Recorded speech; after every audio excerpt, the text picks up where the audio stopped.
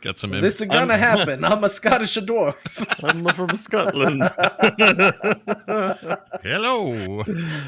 All right. They may take our lives, but they never take our freedom. We eat the haggis. Wow. It's so authentic. Haggis and the pasta. Don't even know what to say about the authenticity. All right, here we go. In 3, 2, 1.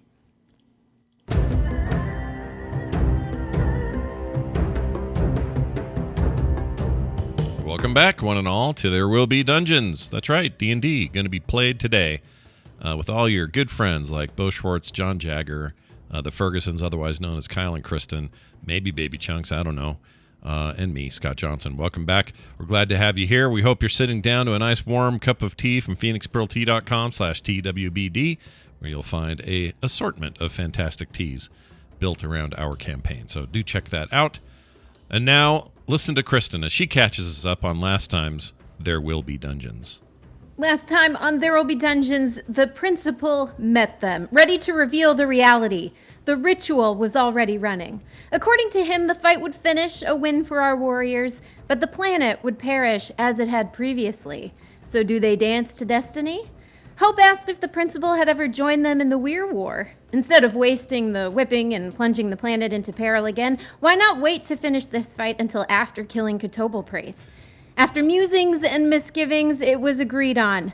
The group was given a restful reprieve and then warped to the Weir the following morning. Inside the room they had rendered their souls so long ago, they found a questioning Quizquaz. In time, TWBD came. No niceties were netted between he and the principal, resulting in the beginning of battle. Now rejoin our heroes and their forces as the battle rages for the fate of the wide and weird world of the Wastes.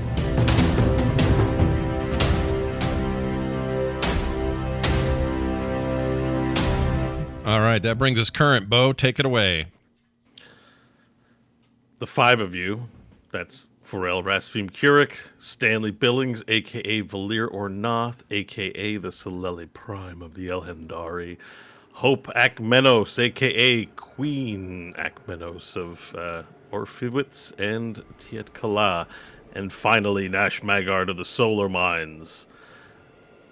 And their new companion, the Principal, a.k.a. Vladimir, a.k.a. Vladomotrix, find themselves in space yet again, but an interdimensional space, in a giant tornado of piss swirling around.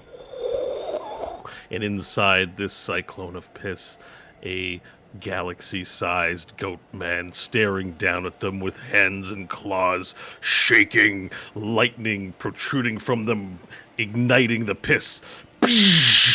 TWBD, the soul drinker, or soul broker, spamming lightning everywhere around you, and the lightning closes in to attack. Water splashes upon your faces. At least you hope it's water. It's very yellow. As you float before him, and you hear, "Ah, you have made your last mistake." And lightning shoots in. Initiative rolls, please. Man, we're right to it here. Is there a map for this business? Yeah, just a general one. It'll be mostly theater of the mind, but here we go. Oh my gosh, that's so good. Wow. Mo said it in a way where I thought maybe there wouldn't be anything, and it was just like, here's a space to play around in. Then he pulled this out. It was really good. This is Audie Norman's, I believe, to give him credit. Amazing work. Yeah, awesome. The Oddly Ones little piece there. Yeah. Oh, mine didn't. Did mine say? Mine refreshed, and I lost my number. Did anyone see mine? Yeah, I can tell you what it was, probably. Okay. Mine was a 21.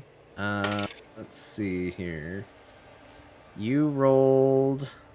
Oh, no, you know what? It broke. Oh, I got a big question mark for you. So that must be what happened. Okay. I'll do it again. Oh. Well, it's a 6. It was probably better before, but it's a 6. It's a 6 now. Fantastic. You rolled a 6? Yeah. Wow. I know. Okay, and He's so disappointed. Wow. well, no, it's just you really do have bad luck when it comes to these initiative rolls. You're frequently on the low end I know. for sure. I don't You get it. got But a hey, you have 6? powerful magic spells, so that's What's it your like to deal. be so bad at Dungeons and Dragons, Scott? I know, Jeez, for hell's rolling sakes. I 6s. really didn't mean it that way, though. I'm sorry. It's all good. All right, so I got 21 from Stanley, a 6 from Nash. Who else is 11 for Varel. okay? And a 20 for Hope. All right, let me get perfect. Okay, as the lightning crowns around, igniting the piss, creating this giant electrical field, the principal, first to act, makes these motions with his hand, and then puts both hands out, and then chrome in the shape of a dome begins to form and curl around him, and he yells to the rest of the team as I do technical business on my end. 1 second. Quickly enter my chrome dome. Protection. Yeah, we heard it. It kind of made you a little crunchy, but I think you're Yeah, better. you're not back. It doesn't seem like. I'm not back. Oh, Oh, you're back no, now. there you are. Yeah. There you are. It just took a sec to Alright. work itself out. The voice was okay. Was it too loud? We're good. Yeah, it's good. Yeah. All right, works enough. All right, so he starts forming a half sphere, and the sphere's closing in, and he wants you to enter into the chrome dome for protection. I would do that. Kyle, you okay? Oh, we lost Yes, Kyle. I'm here. His camera went away. Kyle has become a movie shooting window. Press button for movie shooting. Press camera. There it is. All right, so he begins closing that up. Stanley, you're next up to act. All right, let me just ask you, since it's theater of the mind. There's lightning falling all around us, right? Yeah, there's a cyclone of piss all around you, and the lightning is traveling through that cyclone and is on its way to you. Okay, I have a weird question, and Sure. just because I don't have a visual. So I have a thing called the Axe of Gilgamar that is recharged by lightning damage. Like when Is you it take in a- lightning damage. I don't know. You created the item, sir. It says recharging it. It's recharged by attacking it with lightning magic. The funniest part is I don't remember making this. So could I Axe. theoretically? It's your electric guitar. I remember that. It's just called an axe because it's an electric guitar. Yeah. Could I put it in the lightning and recharge it? Guitar has 32 charges. Can only be recharged by attacking it with lightning magic. Yeah, lightning damage being conductive, you may not want to be holding it when it takes the lightning damage, but yes. Oh, well, that's a good point. I don't really want to get electrocuted. But it will recharge your axe, aka for the listeners, it's not an axe, it's an electric guitar you got from Hennetar Grape, if you remember. Can I put the axe on top of the forming chrome dome, like the way people leave coffee on top of a car? Yeah. Okay. Okay. I'm gonna set the axe up on the chrome dome and get inside. I think you need to either leave it as an adhesive or plant it as the dome is forming, so that it stays stuck in it. That's what I'll do. Yeah, that's what I'll do. All right. And otherwise, I'll seek Neck first or body first? for what? With where? Like, where are you it is? planting it neck first into it, or are you planting the base, like the body of the guitar, in the chrome? Probably the body. We're playing Let Blender now. let the neck act like a lightning rod, maybe. Yeah. Okay, I see. Yeah, perfect. Okay, great. As it closes, you find that you're able to innately float in this air and move around, even though you don't have an innate ability to fly. This realm seems to allow you to move through space with your will. You float towards the chrome dome and plant it in. All right. And then last thing on my turn here, as a bonus action, I will activate my Mantle of Inspiration and give everyone, principal included, on my team 14 temporary hit points, and they can move. They can use their reaction to do a movement. Perfect. So if they want to use that to get in, possibly before whatever's coming up, they can do it. Badass. Yep, I always like this one. Perfect. This is a good, fun spell. And then I guess I'll move my token into the principal. Yeah, just stay in his work? vicinity. It's Okay. about 20 feet of space. Okay. Okay, perfect. Hope you're up next. Hope And you are floating before Cthulhu Praith, his giant form, standing, looking down, casting. Oh, does anybody want to use the movement? I guess. Oh, we'd use it now, Everybody wouldn't we? knows where to. Yeah, you can use it now if you want to burn your reaction. Yeah, I'm gonna move just over here, out of his way. Oh. So the principal's invited you into his chrome dome. Oh, I forgot. Sorry. Scott's like, bye. Nope, you're right. I want to go in. Take my chance with this piss lightning. You're absolutely right. I hope so on his wiener, though, right there. Is that where you want to be? On his wiener? Well, it's a nice plank to walk on. It's very sturdy. It's a little high for that, don't you think? I don't know. Anyway. Depends on his. Depends how into the battle he is. Yeah. Okay, so everyone uses their movement to enter into Cthulhu Praith's chrome dome. Okay, so with everyone inside, the dome immediately sheaths. The chrome dome immediately lights up with electricity. And the principal speaks to you. It says the following.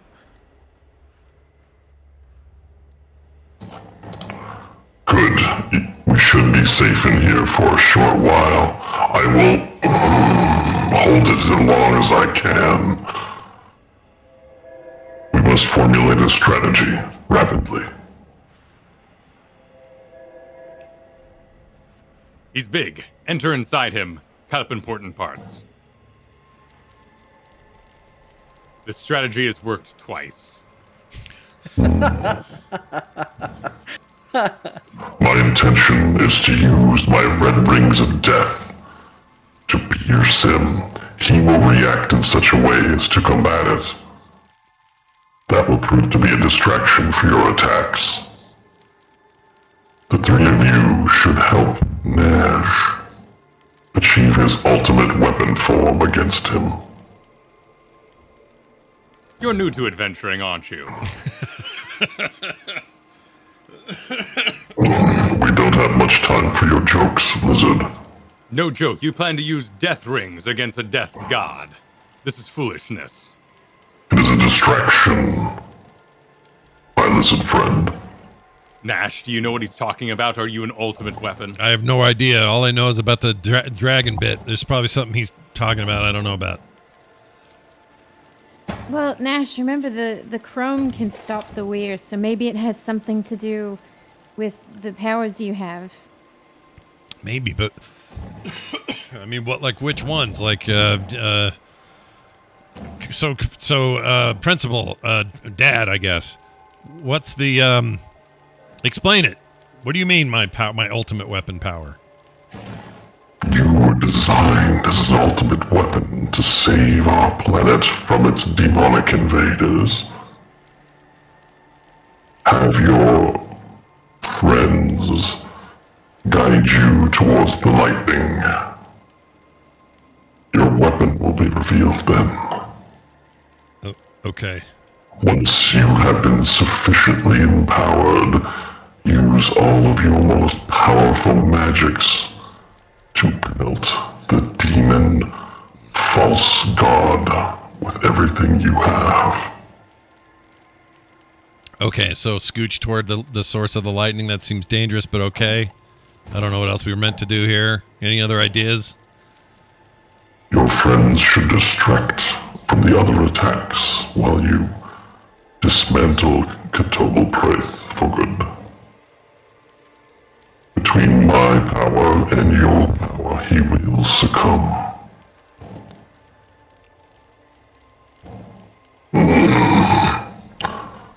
We don't have much time. The shield wall I've created is failing. So when you say give him everything I've got, you mean like fire off every spell I know at the same time? I'm not sure that is allowed. Your most powerful magic smash that you've accumulated over this time. What is your most powerful spell? Well, that depends. Old What you Earth. sleep. I mean, probably it's just to go into dragon form because I do a lot of damage while I'm doing that, but I don't think that's what you mean.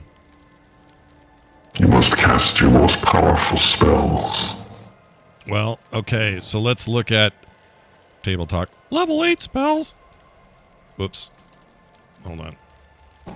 Is this in character, Nash, or are you being serious right now? We don't have much time. So, probably the most dangerous thing I have right now is, You don't have a level 8 spell? yeah, I do. I have 8th level. Oh, not a spell, but I have stuff at 8th level.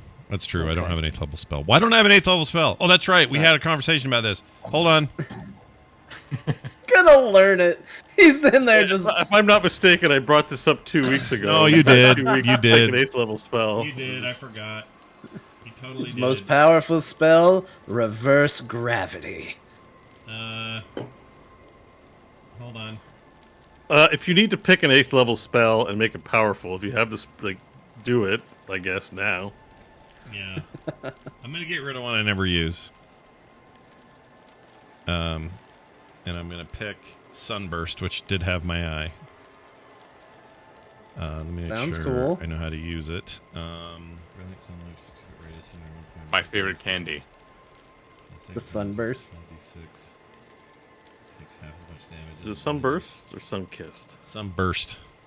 Oh, you mean... The candy.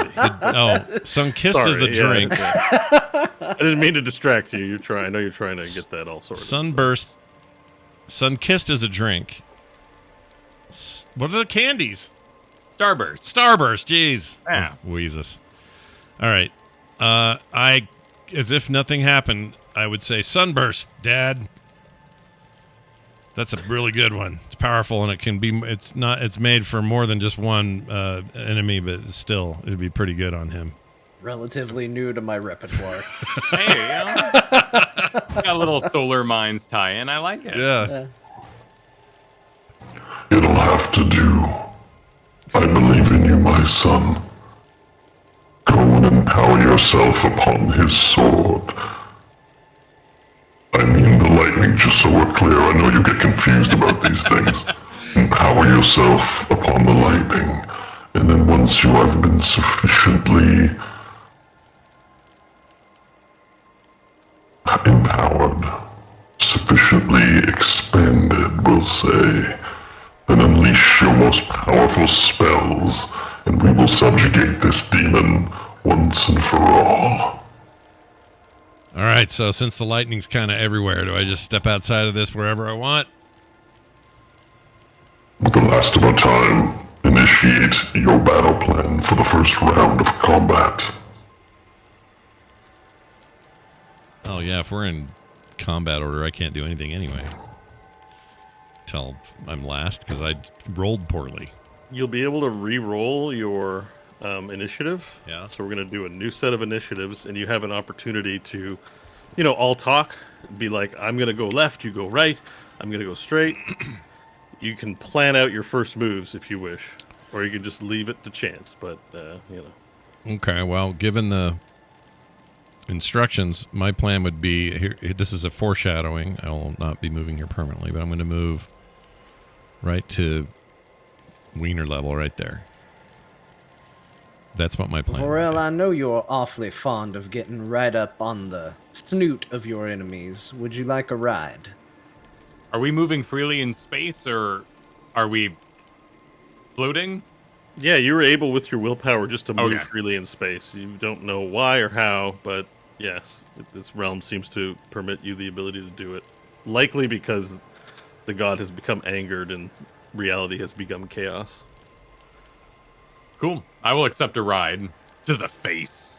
To the face. How, is it like a goat's face where its eyes are on different sides, like Varel's? Yeah. Okay, Hope will want to hitch a ride to get to the other side of the face. Okay, but I can only ride one person though. Oh, gotcha. Okay. What are you? Hope will be how fine. are She'll you- just stab as she goes. How are you riding? Are you transforming into a horse or something? Or? No, dimension door. Oh, you're Teleport gonna up there. dimension door right up to his face. Gotcha. Yeah. Okay. Oh, well, take Hope, because I can move 10 feet faster, so I can get to his face myself in the round. Okay. We'll take hope. Cool. Yeah. Thank you. All right. So everyone's going to the face, and Nash is going to the crotch. Yeah. Yep. Well, I mean, now that I know they're all going to the face, I was going to target the face. But I don't want to do that if they're all there. So We can move too. yeah. I mean, Well, our I'll, goal is to get you charged, so we're going to the face to, like, you know, be flies, and he's probably going to do the Yeah. kind of thing. Until Nash yells, until you yell, you're ready. okay. Right. Okay. Well, in that case, I'll stay with my wiener plan and then see what they do. Okay, so you're not going to help Nash get charged. You're all going to go to the face, and Nash is going to go. Wait, to the does he crotch. require help getting charged? Yeah. What do they do to help me get Well- charged? The principal, whom you can choose to decline to listen to, said, assist him in getting empowered. Oh. But, I I mean- he seems like he could empower himself.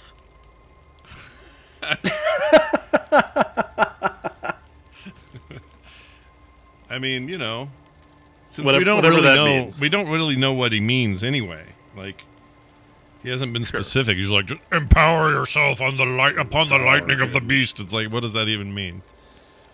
Power on your sword, and that means lightning. Yeah.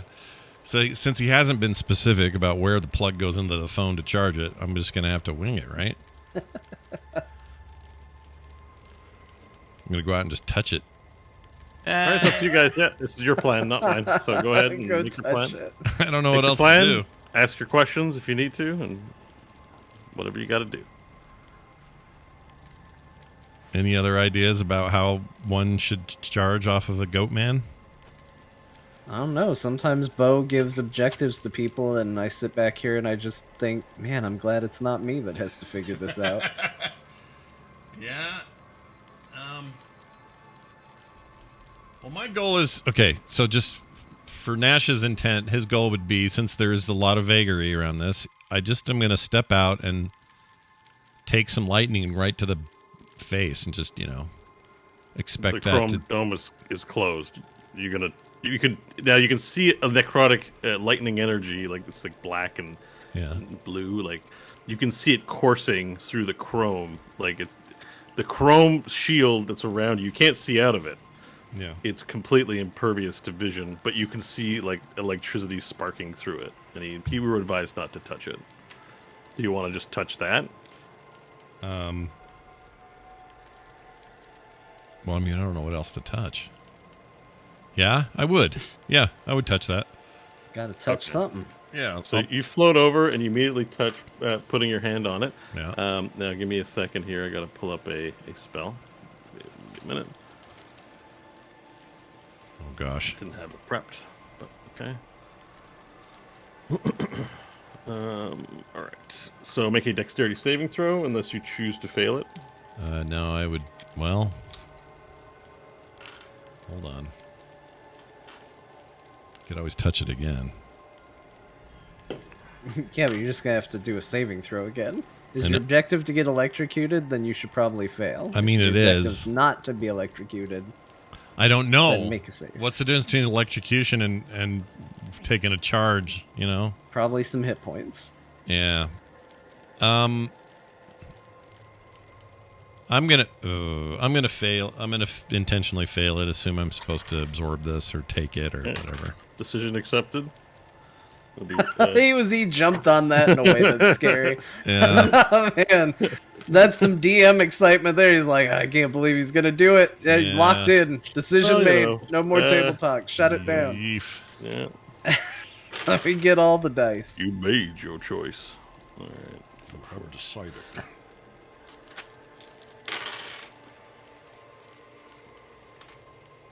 Six. All right, doing some math.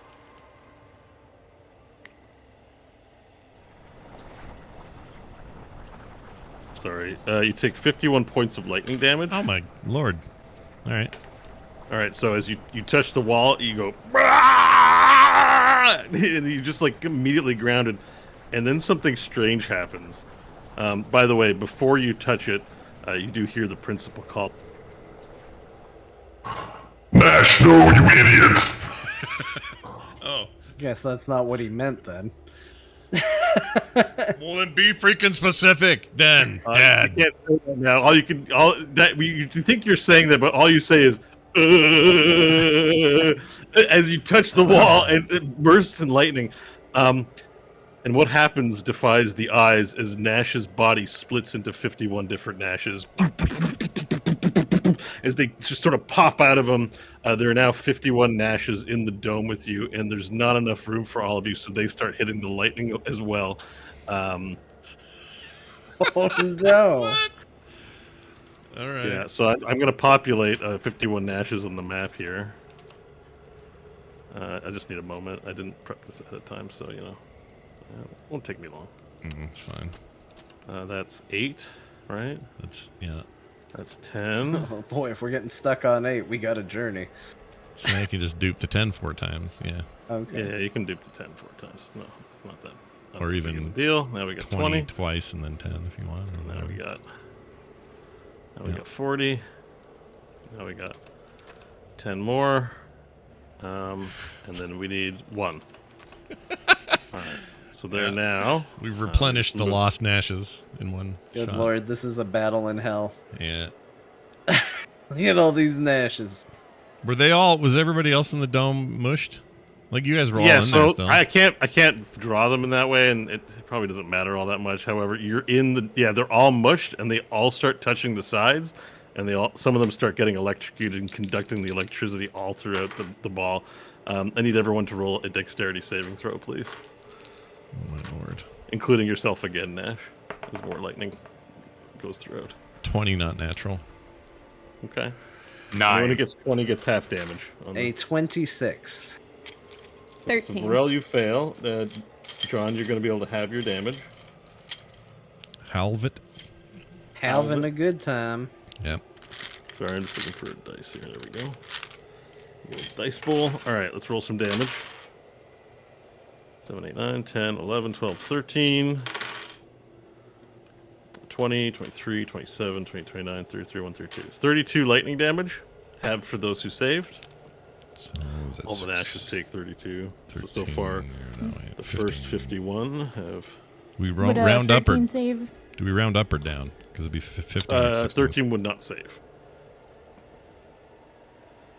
You just lop off the remainder, Okay. I think, is what you do. And then, sorry, how much damage was it again? 32? 32. Thank you. Yeah, I think so.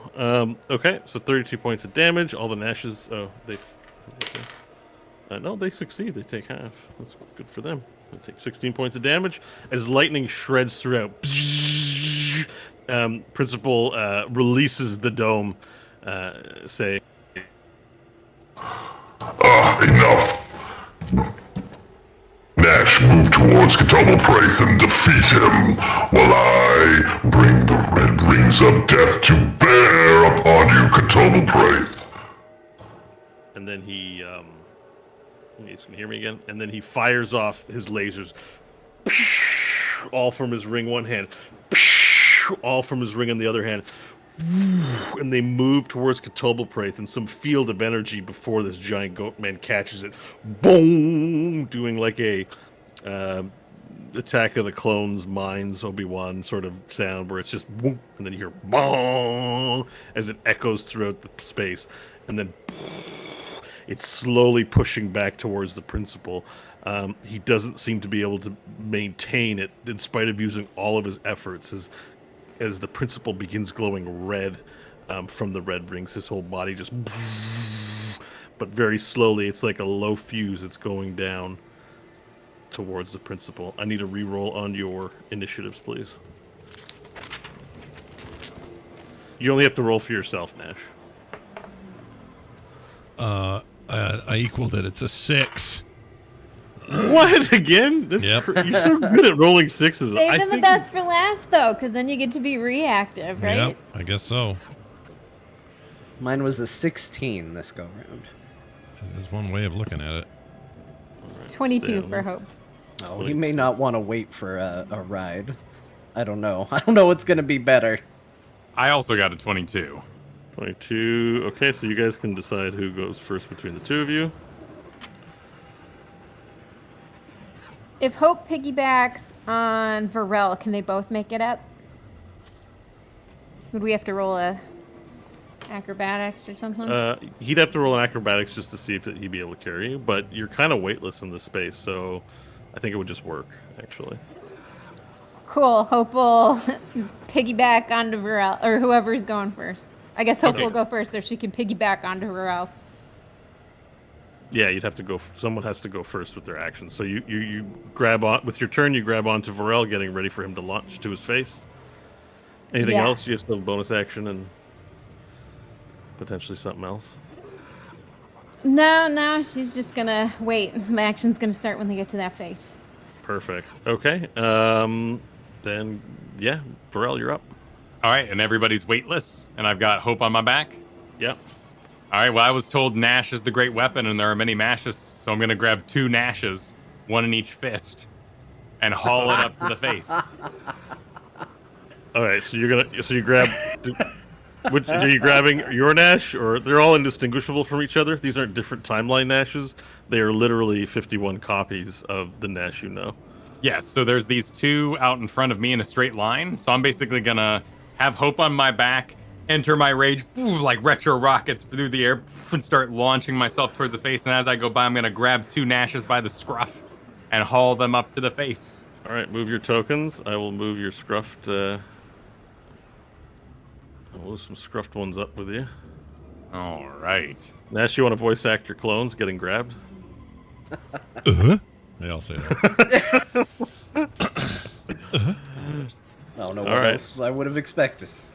So you launch yourself up towards the face with Hope on your back and 2 Nashes on either side.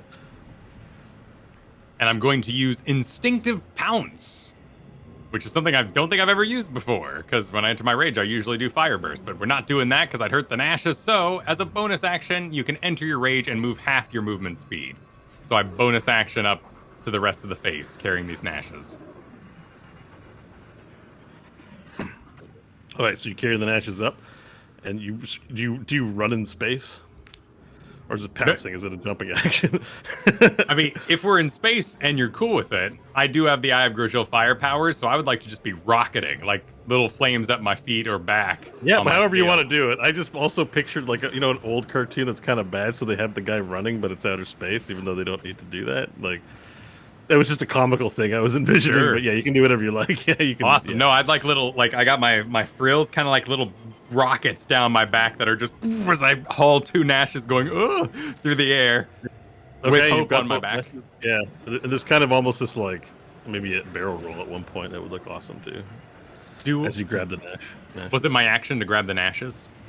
Yeah, it would be an action Okay. since it involves more than one hand. Like, you could pick up an item relatively weightless probably for free. So if you want to retcon it, we can do it. But the 2 Nashes is kind of a nice touch. Cool. I'm cool with that.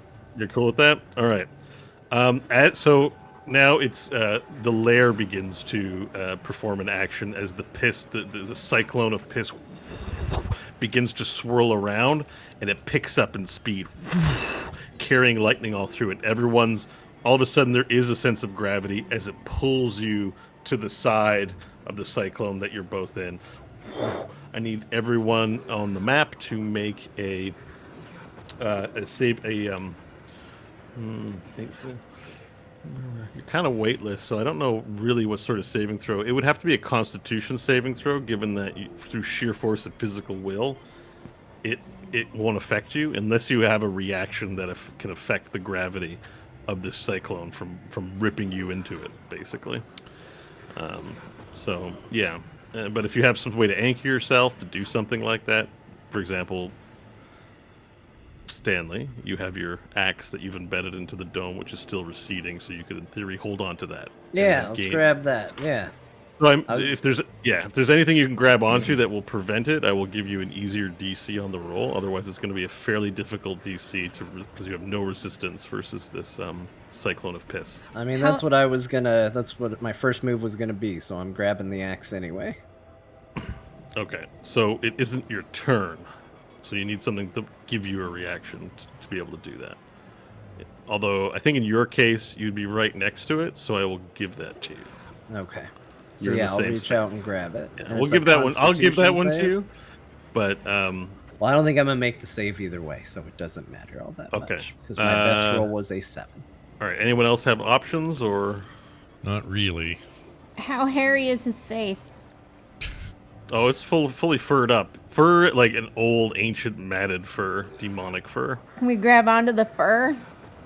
You've launched close enough that you could have, but you're not currently grappled to him. So you need something that grants you a reaction that can do that, right? We need a reaction.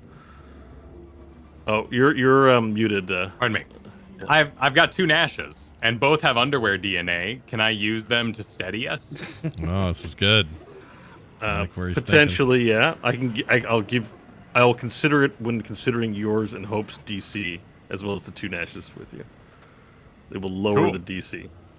We basically have floaties on. Yeah. Okay, perfect. The floaties. And for you, Nash, anything that you can do to... You're still stuck to the side of the chrome. You're still like just finishing up getting electrocuted. So I'll give you some lowered DC as well. Okay. So that kind of anchors me. Right. All right. All right. So make your Constitution rolls, please. It was a 22 for Hope. 19 for Nash. 22 for Hope, 19 for Nash. Okay. What else am I missing? I already said mine, but I don't know if you logged it. It's 7. Oh, okay. Nope. And I was 22 with Hope, and she's going first. 22 for Hope, and she's going first. All right. So, the 3 of you have managed to save and will stay in your place. The Nashes that failed are now swirling around in a cyclone of piss all around you. So I'm going to move them to the sides. Okay. They're in the cyclone. So you see them all swirling around you going, can you play act you in a cyclone of piss, Nash? But there's 30 of you. Not well. They all collectively go blur, blur, blur, like that. And in Stanley's worst nightmare, moved your token so you're among them. Oh, no. You're the cyclone with all No, this is the worst. a bunch of Nashes. And they're all losing. They're all losing control of themselves. Just burp. The 3 of you at the face are safe. Stanley, though, it is your turn now. You are now spinning in a cyclone, spinning around the party and TWBD. And lightning is all around you, but hasn't made it to yourself yet. But being it's on its way. So being in the there's cyclone imminent is going danger. to it's a dangerous position to be in. All right, let's get out of this business. Let's just not deal with this. I'm gonna cast Dimension Door. Okay. We're just not even gonna deal with it. Not gonna worry about saves. So let me just see Dimension Door real quick. So I just want to make sure if you're allowed to do it while in a cyclone of piss. Well, it does say at the bottom. Still works even when verbal it's only. cyclone of. I think the issue is if it's a location, you might cast it behind yourself and then be pulled away from it, right? So you want to make sure you cast it in such a way as you can use it because you're in motion at this time. So if you have to cast it at a particular spot, which it says, oh no, it doesn't say location. Yeah, I don't even need to see it. I don't Any even other need to be spot. able to All see right. it. I just need to know. So there's no actual door then, right? Yeah. It can be a place you can see, visualize. Yeah, it's one. Okay, so this isn't a literal door. Weird naming of it, but okay, yeah, makes sense. Okay, so you're gonna teleport out of the cyclone, right? Yep, and we'll bamf right over here into his hand. Okay. Are you standing on his hand? Yep, hold on to one of the fingers. This All is right, such you're a holding onto a nightmare finger visual. of TWBD as it's out there. Might not be the best place because the lightning is originating from his hand. Oh, okay, hold on. We won't do I'll that, let you though. sort of, We'll, yeah. we'll You go mentioned it. lower. We'll go lower arm, grabbing On the onto the wrist. fur. Okay. For On his furry anchoring. giant goat person wrist. Yeah, Perfect. Okay. and So that'll be my action, and then as a bonus action, since I think everybody got at least a little electrocuted, I am going to once again do the Mantle of Inspiration, re-give everybody 14 temporary hit points, and allow free movement if they want to use their reaction to do so. Hope, do you want to go anywhere?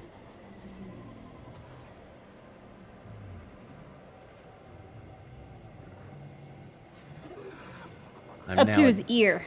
a discipline priest. I'm just going to keep giving everybody higher caps on their HP. That's how Cool. it works.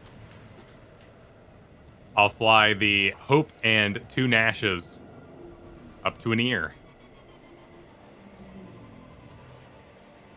Okay, perfect. You move up, and the Nash is along with you. Okay, perfect. You fly up towards his head. His head is like enormous, though. It's the size of a parking lot. So you just get, well, it's not that big, but it's fairly large. As you fly up over to it. Okay. That'd Anything be else, my Stanley? turn. Nope, that's it. All right. TWBD then says, "What is this trickery?" As he looks around at the Nashes and being a being of his own nature, without a thought to re-strategize or to do anything, he casts out the lightning again, just even harder and louder. It illuminates the Cyclone of Piss. Everyone caught it. It's going to take double damage from the lightning, while everyone in play is going to be affected by the lightning as it jumps from different points across one side of the cyclone to the other, and people are caught into it in this giant mesh. I need a saving throw from everyone, please. Which kind of saving throw? Pardon me. It's a dexterity saving throw. Oh, Dodge my said favorite. lightning. Dexterity. 16 Do for Nash. love dexterity saving throws. 22 for Hope. 22. Okay. 29. Save. Okay. 17. Fail. Well, 16 is also a fail, which is what Nash Yeah, got. 2 fails. Which just means you're taking full damage from what I'm about to roll. Oh, that was so 13, many 14, dice. 18. He's like, just what I'm about to roll. And then it sounded like you dumped a box of Cheerios on the table. I'm not done. I got to do it twice. Oh, shit. 8, 32, 40 points of lightning damage. We have to double that? No, only those in the cyclone. Okay. Has to double that. 40. Oh, my gosh. But if we saved, we get half, right? Yeah. So, Nash, you don't take damage. Oh, I don't? No, you split into 40 more Nashes. Awesome. Yeah. Awesome. Love it. So Get 'em out there. I'm just going to take a moment to do that. Everyone else does take regular old damage here. I'm starting to see what the weapon might be.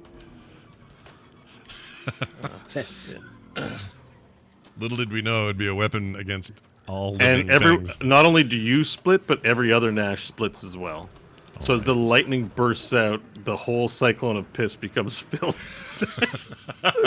There are, just let me get my calculator out for the proper total of Nashes here. We had 52 Nashes total. We had 52 Nashes, okay. Some of, like 30, I don't even know how many were there. Let's just say 30 were in the piss, so they took 80 damage. So 30 times 80. There are now 2,400 Nashes.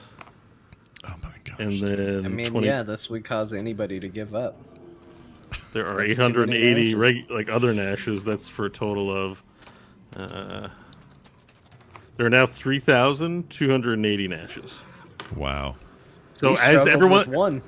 as everyone looks around, the lightning shoots out and the whole cyclone fills with Nashes. Yeah, they're everywhere. There's like the cyclone's made mainly half now out of Nashes, half out of piss and lightning, and then all around you there are Nashes floating around. Do they say anything? I mean, these are all sentient dupes of what I was when I got in here. right? So they Yeah, know. they're unlike other Nashes you've met. These are you from a few seconds ago. They've split into like 3,000 Nashes. I mean, it probably just sounds like. Here, do I have a thing? Yeah, it probably sounds like this. Just a ton of Nashes all getting stoked. They're stoked. Yeah, They're so getting happy. Are excited. you sharing? Okay. So Nash, as the last person in the turn order here, it's your turn. Okay, well, am I still going? Like, what am I doing? No, you've let go. You now have full control of your character. But you sort of shake your head and you look out as the chrome dome finally fully peels away, and you just see copies of yourself everywhere. There's a giant cyclone from infinity below to infinity above, of water, yellow water, and Nashes spinning around, like out of control. Then there's some that are just kind of there, just like you, looking around, going like, "What? Why are there so? Whatever it is you say you do, they're doing the same thing, pretty much." So Oh, tell me, weird. what are you doing? Okay, I was hoping that's what was going on. So I am going to. I'm going to cast that fresh new spell, Sunburst. Okay. And I'm going to do it. Hold on. 150-foot range. What's the radius? I don't want to hurt anybody. And I can 60 feet. I can do that careful spell thing, which I assume means all of them will. Well, careful spell doesn't protect. It gives I think half damage. Yeah, right? that's what I'm saying. Is that's about the only mitigation I have. So that's why I'm trying to avoid you altogether. So let's see. 60-foot radius. I can do that.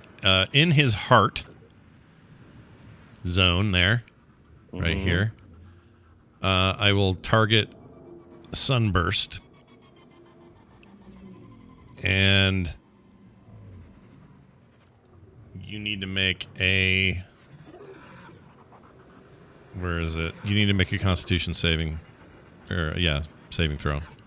Okay, Constitution saving throw. Okay, good. 17 is So what you're as you, going let's get this Sunburst spell out so we know what the effects are and we can describe it. I'm not sure. Yeah, I can read it What real it quick. is? Brilliant sunlight flashes in a 60-foot radius centered on a point you choose within range. Each character in that light must make a Constitution saving throw. On a failed save, a creature takes 12d6 radiant damage and is blinded for 1 minute. On a successful save, it takes half as much damage, and isn't blinded for the spell. Undead and oozes have disadvantage on the saving throw. A creature blinded by this spell makes another Constitution saving throw at the end of each of its turns. On successful saves, it is no longer blinded. I've got something to tell you. Uh-huh.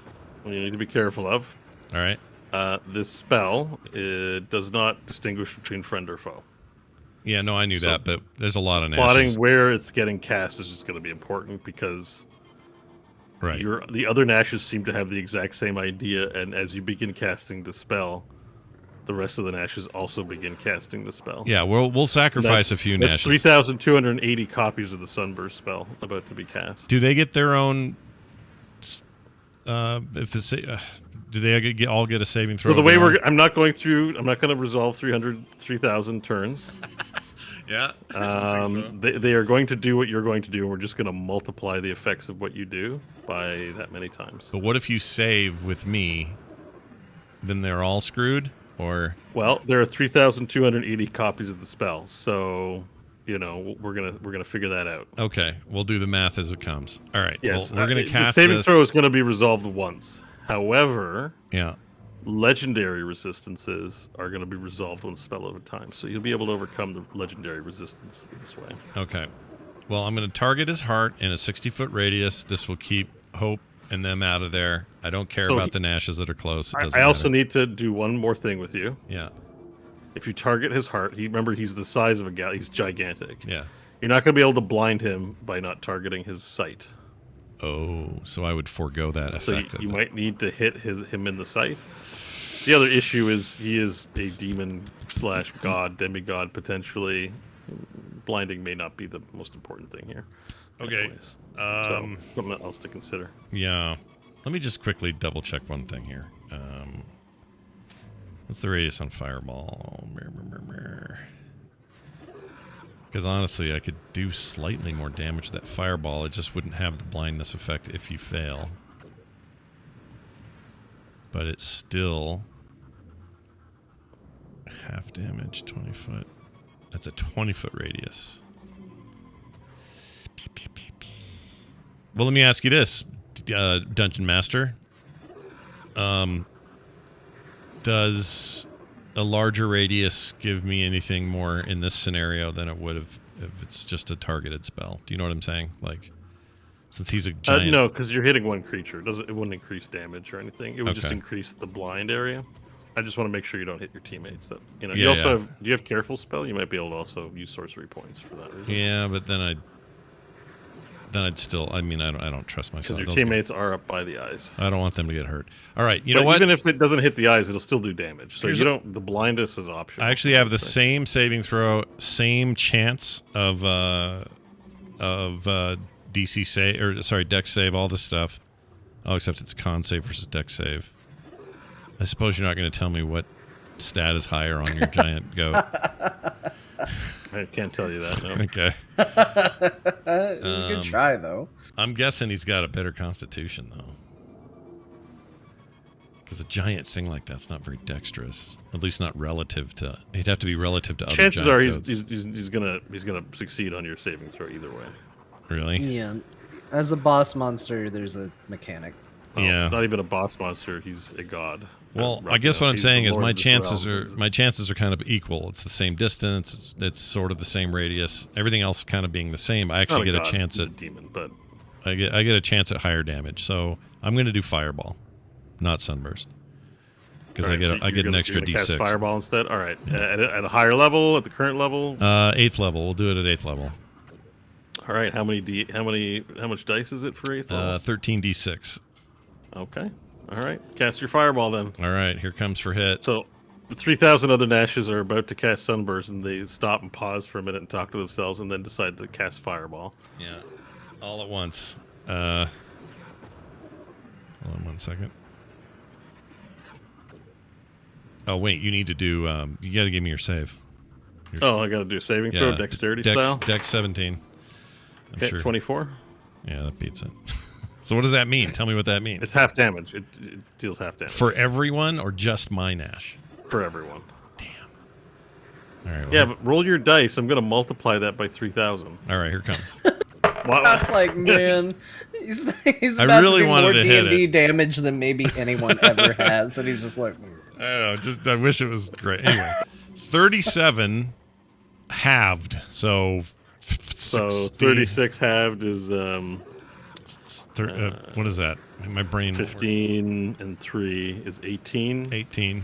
And then 7, the 1 point. Yeah, that's probably just fine to do it that way. Sorry, 17. Yeah, no, 17 18? is the half. Yeah. All right, 18. Now times that by 1 billion. 18 times 3,280. It's 59,040 damage. But he uses his legendary resistances on 5 of the spells.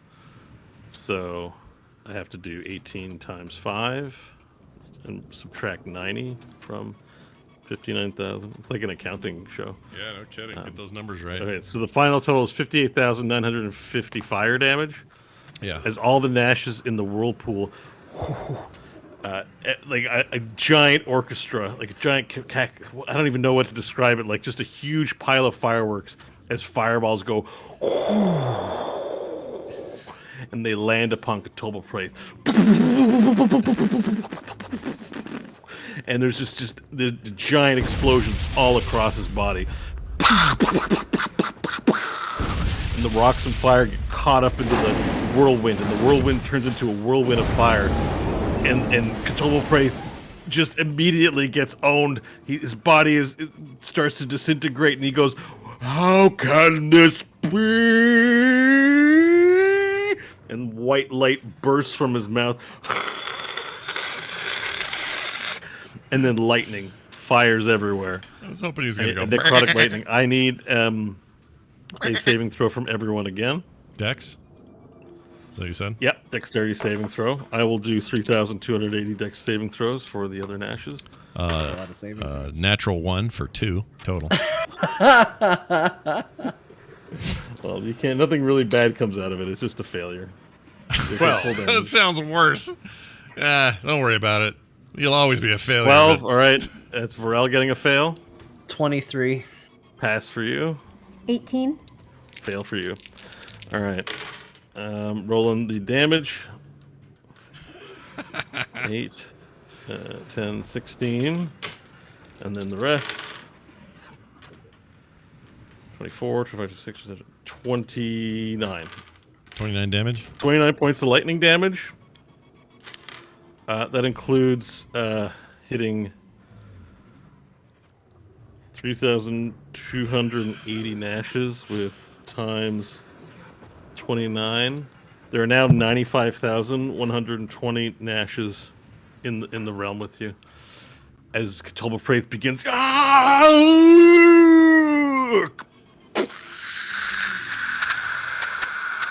and a giant light as his hair and fur fly out. His head floats lifeless past many nashes, and his entire form just explodes into a puff of fur. And with that, a piece of reality breaks like a shard of glass, ka-ching, and floats down, ka-ching, ka-ching, ka-ching, ka-ching, and all the nashes look around. The whirlwind's still going. In fact, it picks up in intensity.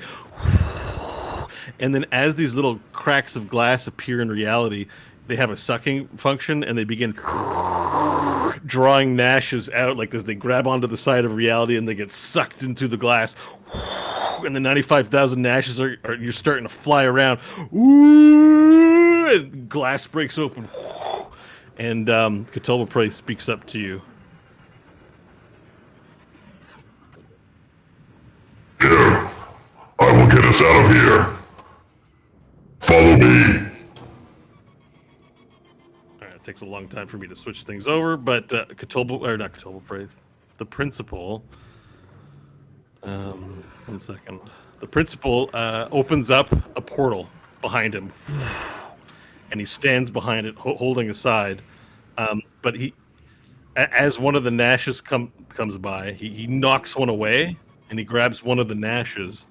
That's you, Scott, and he pulls you through. Wow, that was okay. But the rest of the party, you're pretty far away from where the portal is. It's next to where he's standing. You got to make your way through all the nashes. They're expendable, so if you have to, kill Yeah. them. So that we're gonna start with Hope. All right, Hope's on Varel's back still, so she's gonna tighten her grip and be ready to knock Nashes out of the way as they make their way down. Okay. Yeah, could we do like an aid other on whatever roll I'll be making on my turn? Yeah. So there, in the atmosphere, I forgot to mention, in the atmosphere around you, as reality begins to break open and holes begin to open up around you, you feel force pulling you in different directions. So you're not going to be able to freely float. You are at risk of being drawn into one of these holes on your way in there.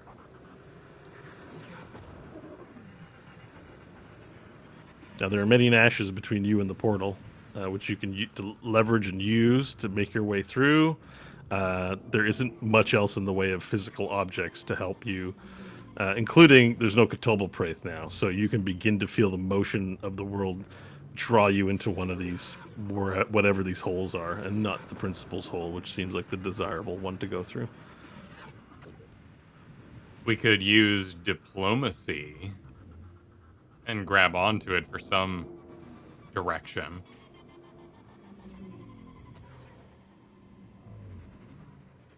Yep, Hope's up first. Yeah, that's true. Because she can command it, so if they hold on to it. That's a good idea. Okay, Hope will activate diplomacy. And with Okay. one arm securely around Varel's neck, her other hand will be holding on to diplomacy. Okay, perfect. You can move up to your movement with that sword holding that way. Unless it has a movement on it, right? 30 feet. You use its movement. Yeah. You use its movement, but there's wind resistance. This area has become difficult terrain. Your movement is halved, or it costs 10 feet to pay for 5 feet. So essentially, you can move 15 feet. All right, she moves him 15 feet. All right, and you're going to move with Varel. Yeah, okay, perfect. You and Varel, using the sword, float through. And I'm going to need y'all, both of you, to make a a Constitution saving throw. It'll be a low difficulty, but as the gravity forces pick up, this will get harder and harder the longer it takes you. You can feel that from the forces around you as it begins to pick up. Oof. 12. 14 from Hope. Okay, you both make it so far, but not for long. Stanley, you're up. Well, Varel, you're up. I don't know if there's anything you can do. You're actually technically up next. Can I not move? So I can't move unless I'm actively pushing off something right now. You're in right? free space, so you're slowly moving in the direction of the broken shards of reality. And you have nothing to hold on to but hope, maybe other Nashes to pull yourself, any magic or weapons, whatever solutions to the problem you have. Could you still do the fire jets? It sounds like that's off right now because we're being pulled directions rather than willing ourselves through space. Yeah, that ability doesn't have a Okay. movement associated with it. Now remember, the Nashes have underwear. If you can talk one into helping you, or talk maybe 100 into helping you, the collective combined might of underwear DNA might get you somewhere. But wouldn't they all do it at the same time? The Nashes, some of them were caught up in the cyclone already. I mean, we're talking about 92,000. What are we up to? 95,000 Nashes? Like, thousands of them have already flown into these broken cracks in reality. Yeah, but if they're in those broken cracks, would they all suddenly do it? Like if Varel said, lift your left arm, would all Nashes go brrr, no matter where they were? I've got two. That's up to you. They're you. So what would they? You tell me. Well, I'd have to see it. Oh. Well, if they're you're autonomous... you're all 95,000. These are seconds, like minutes old. Like they would do whatever you, Scott, the player, would think of doing if they were you. Yeah, but I'm getting... Oh, okay. But these are not weird alternate universe ones. These are you. But they're not 100% tied to what I'm... Like, if I move, they don't move the same. If I flip... I mean, do you even know which one of them you are at this point? Well, I'm the one with... I'm the one with the principal. You just gave him an existential crisis right there.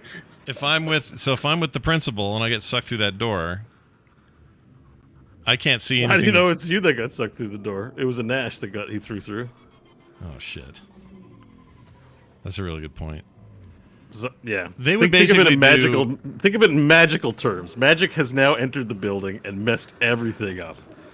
Okay, but it's good. It's okay. I would go with keep it positive. if I were them, and they are me, I would do whatever whatever Varel said. They're just like me. They'd trust in his whatever and all that, so they would be ready to rock. I was just saying, would all the Nashes robotically have to make the same movements, even though it would be dumb where they're all at? No, they're asynchronous. I know what you're saying. Like, or would they be perfectly synchronous? Yeah. And I feel that's up to you. Would they be perfectly synchronous, or are you such a chaotic thing that they would not be? But they'd have. If the real Nash, original Nash, OG Nash, got pulled through the portal with him, then no, they could all make their own decisions at this point. If I'm pulled from their reality, but if I'm in the same space as them, we'd all have to be linked up. So I don't know if that's factually true, but the Nashes all believe that, so they would behave according to what they believe. Okay. In my heart of hearts, I want to believe that the principal took one of the copy Nashes, and now real Nash just believes. He's What's like, a well, copy? that's the one he took. I'm not the original Nash. I'm definitely a clone. This is my favorite Ace Ventura 2 scene. Yeah. Well, if you were me and I were you, I'd use your body. What is a copy? You can't even tell if they're copies. They're legitimately 95,000 Nashes. But I've got two Nashes right now, right? I'm still holding on to two Nashes. Yeah. And all I need to do is motivate two Nashes to underwear pod race me through space. Yeah, if they're they would be willing to do that. All I was asking is, would all other Nashes suddenly simultaneously do the exact same movement, even though they're not with you? Yeah, well, definitely not some of them, because they're failing their saving throws and getting sucked through to the reality shards, the breaks in reality. So they're definitely doing different things. Okay. But maybe this is you, Nash. Maybe they, like 1,000 of them, would all get together and make a wall of Nashes and pull their friends to safety. Or maybe they wouldn't do that. What would they do? I mean, they would. Would they? Like, yeah. Yeah. If I'm thinking for the collective. Think of in your wildest imagination, what would happen? Okay, I have to ask you because it's your character. All right, here's what they would do. Since we did the spell centered on one spot, this idea of them pulling them out would also do the same. So as many Nashes who could would fly over there and help them move even quicker. Okay. And give you as much propelling. Is there any vegetable peelings or gross things involved in this as well? No. Not in this case. That's all in their pockets. But I just had another thought too. I don't want to be giving you ideas, but they could also take out all their vegetable peelings and make a road. This is not. Well, they mold anyways, earth with I'm the being peelings? silly now, Yeah. but just think. Out of the Veggie Peel Road. You got to think in terms of that. There's now 95,000 of you, and But not just what- one of you. If they all have sand in their pockets, they could make a road of sorts using mold earth altogether. Sure. Yeah. They could. They could. That's what I mean. Think of all your spells. Think about what happens if you cast 95,000 versions. The problem a is spell. because it's 95,000 versions of exactly Scott, they all have the ability to have dragon wings and fly us out of here, but none of them actually know it. Yeah, I know. Look, I don't want to be giving ideas. I just want to inspire Scott for his once in a lifetime. There's no player I think on Earth playing any of these Let's Plays that have had the pleasure of having 95,000 exact versions of themselves do something in tandem. Yeah. I want you to get the most out of this opportunity because it's not going to last. I mean, Wizards is going to put this in their next book and not credit you. But yes, you're right. Up till now, this is the first time it's happened. Yeah, I know, but that's okay. I'll.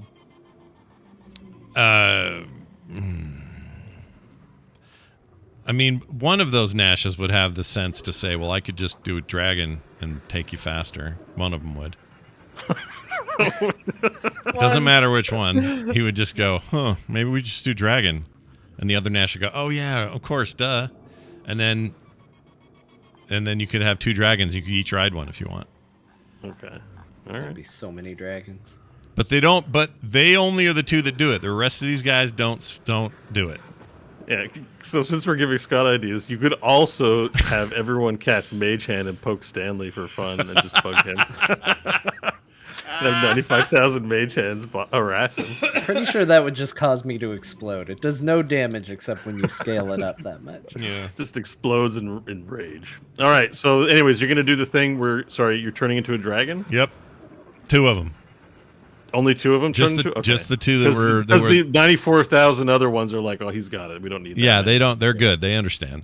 Yeah. They figured it out. They all complete. Yeah, this is the Nash show, so Yeah. you can Yeah. do it however you want. Yeah. All right, so two transform into dragons and carry, and the two that you have, no, two other ones come and transform into dragons, and then grab the other Nashes and begin pulling them. Do you go pick up Stanley? He's not with Hope and Varel. Yeah, where is he? Oh, there he is. Yeah, you'd one of them would swing around, probably the one with Hope on it, so it's more room, and pick up Stanley. All right, perfect. So then what I'm going to do is I'm going to force the party to do yet another check on their strength now as you're holding onto something to resist the pull of gravity. So let's do a strength check for. Everyone but me, right? Because I'm in that portal hole, or am I still out here? I mean, you can do it if you want. There's one copy of you is in safety, though. So we know for sure one is going to survive in some capacity. And they're all Not that the others identical. are going to die, actually. But Wow, that's good to know. Nope, it's a 3. Natural 20 for a 21. okay. The thing I least need to worry You about. didn't need and I to get a roll, and you got 21. your nat 20. Good job. Jeez. It's a 3, and that was with advantage. Everyone else? Nat 20. 8.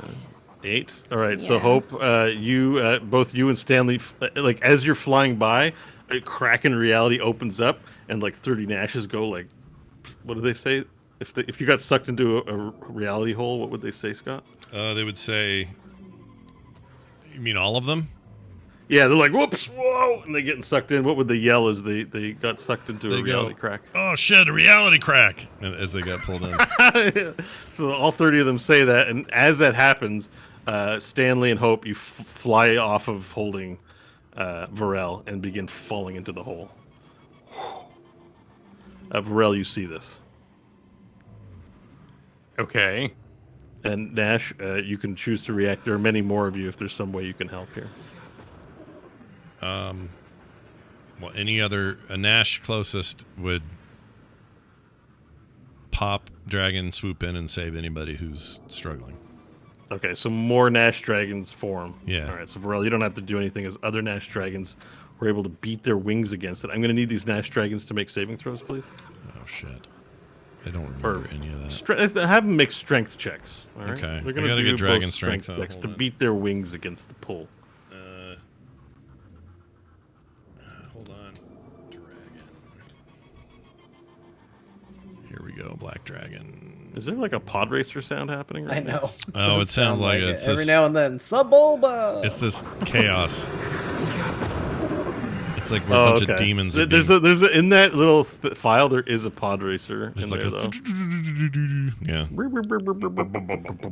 Oh, here it is. Black Dragon. Okay, dragon, strength of 23 plus 6. So let's do that. You want strength checks for 3 dragons? Yes, please. Okay. What'd I say? 23 plus 6. Okay, here we go.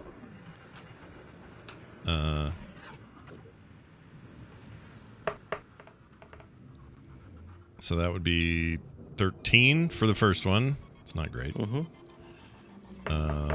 Second one would be 26. Natural 20, by the way. Okay. Third one would be a 16. All right. So, why do they feel like 4 numbers? I'm getting confused. All right. Anyways, you passed the strength checks, I believe, for flying. I towards just did 20s plus. Yeah, everything was over 20, right? Yeah. I thought I heard a 13 in there, but I think maybe that was before you added something. Yes, I think I added. Okay. I got really whatever it was. confused by the end.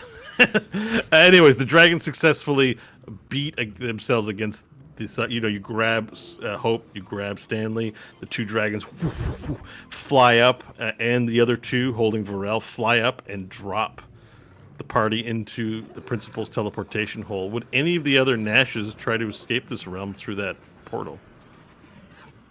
Like, remember, you don't know if, or they all think they're the real themselves.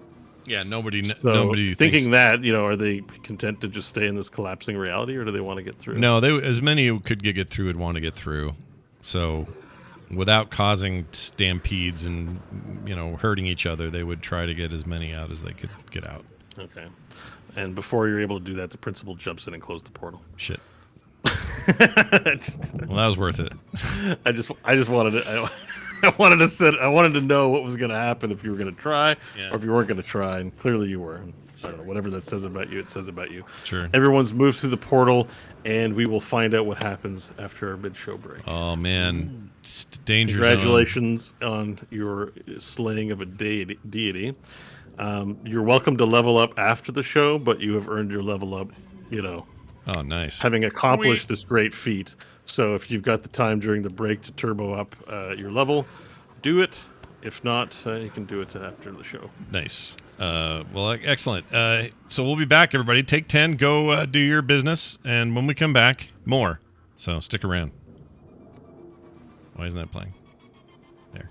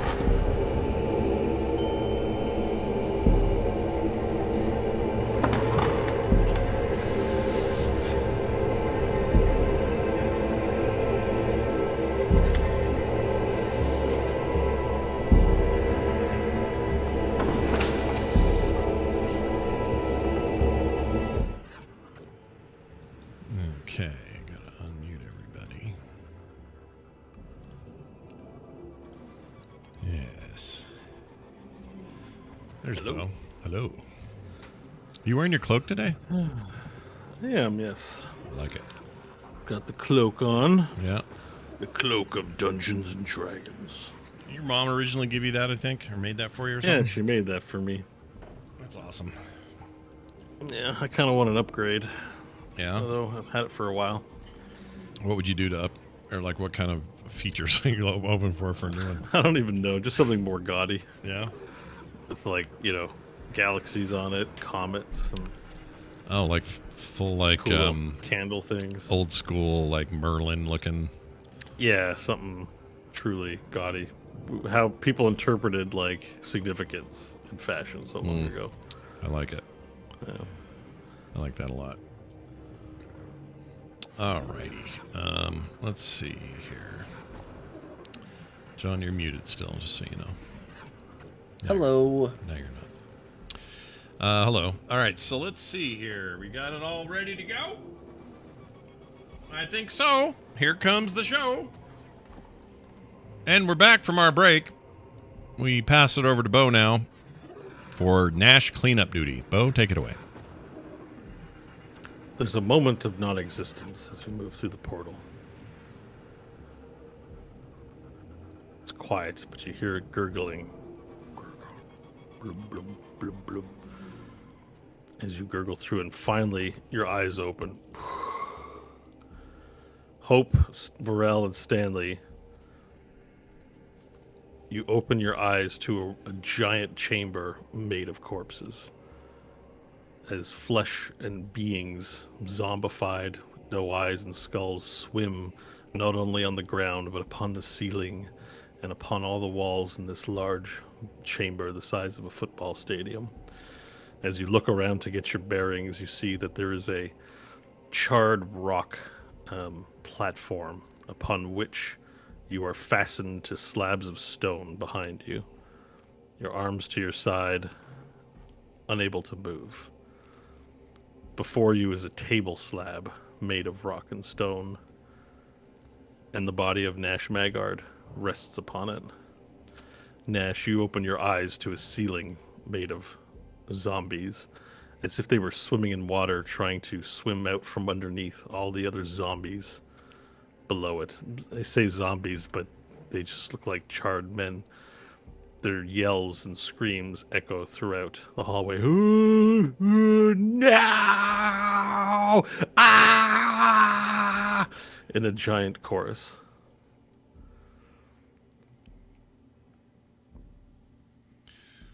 No other Nashes? No other Nashes. A shadow falls over you in footsteps, and the form of the principal looks down upon you as he moves, and the rest of the party, you see him walk in from the side of your peripheral view to the slab that Nash is laid down upon. He speaks. My son, it is done, and you performed well.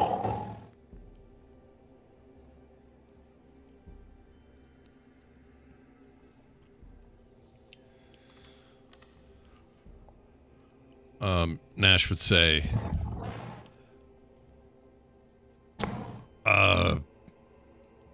because this would really be bugging him. He'd say, am I even the same Nash as the one that was there before all the duplicates came out? What you witnessed was the byproduct of the unholy artifact you bear in your chest. The necrotic energies, as they meld with your dragon metal, caused you to duplicate, and those duplicates have now been shorn into other realms, where they will make their attempts to succeed. But those realms will close as the manifestation of them was caused by the Weir in the first place. So no, those other Nashes will perish. But in instances before, those Nashes were brought to different realms, You may have encountered them before, but finally it is over, and we have succeeded this time. I will spread word far and wide that my son, Jesus Chrome, saved humanity and saved Earth from the enslavement of the Weir. You will be the fulcrum of a new religion of Chrome gods. You will be remembered, Nash. I am proud of you, my son.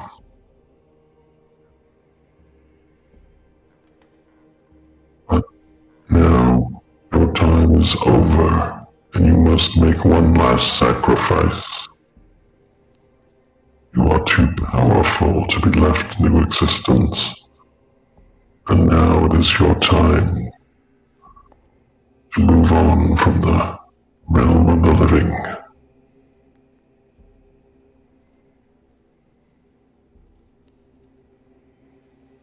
He places a hand upon your shoulder in an attempt to comfort you, but you just feel cold, heavy metal. Looks down.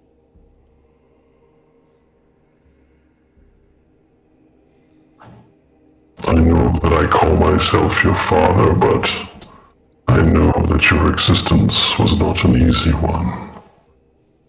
And many of your brothers and sisters perished at my hand for their failure to succeed in what I needed them to do. But out of all of them, you succeeded when I did not. And I'm very proud of you. Principal, how do you know he succeeded? You saw reality shorn from the Weir, did you not? But what does that prove? We will see in time, but So you don't actually know if it worked.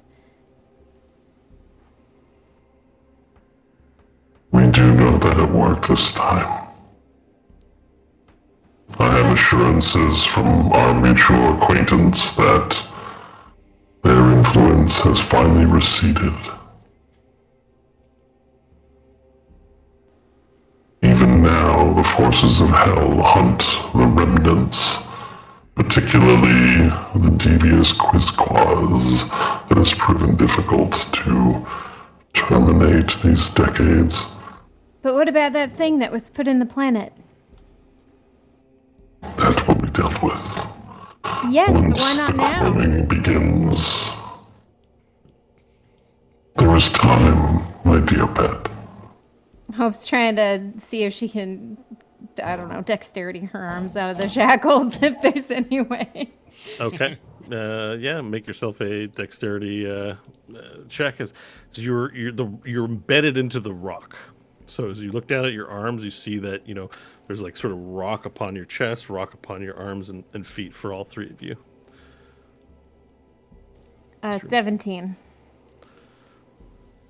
You're unable to smooth your legs from the fastenings of the rock. And with that attempt, another footsteps you sort of hear from the side of the chamber. And from that door, a man in a white dinner coat, and black slacks and black shoes appears, with gray hair on the side, short hair.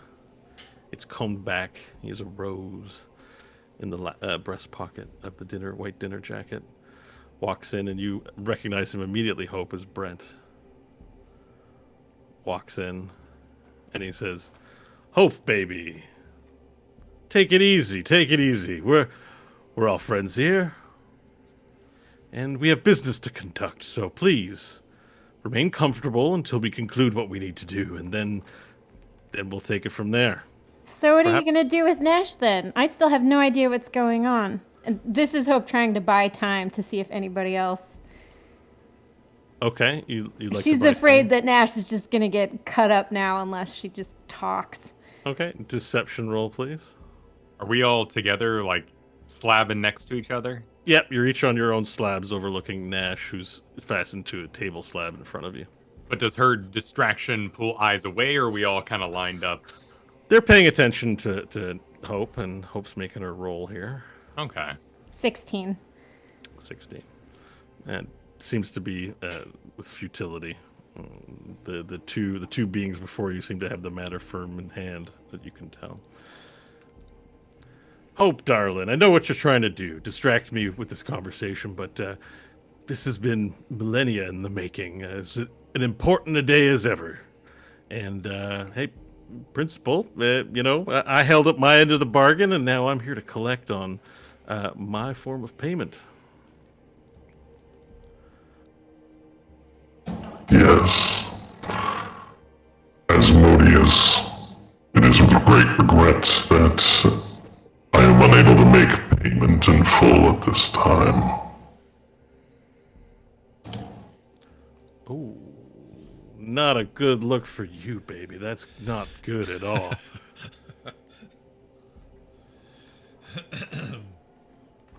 Please explain, Vladimir.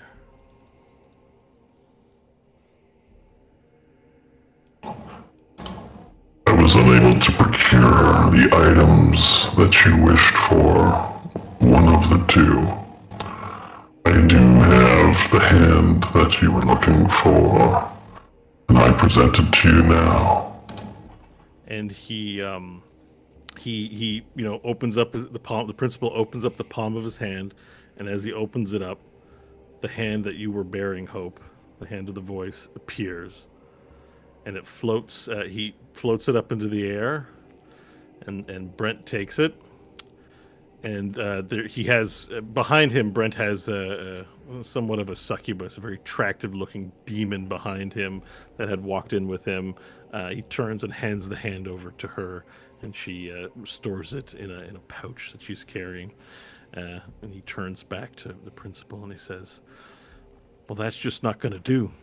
Before we can finish up with today's business, get you guys back to your planet of Earth, I need to be compensated.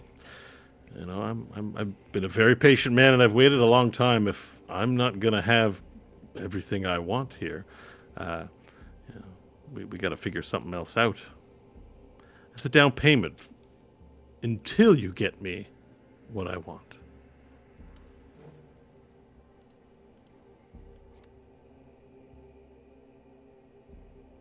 We still have yet to dispose of my son. We should do that now. And his companions who have fought with them have begun strong. Perhaps one of them would appease as a interim payment until we are able to fully satisfy the conditions of what we owe you, Brent.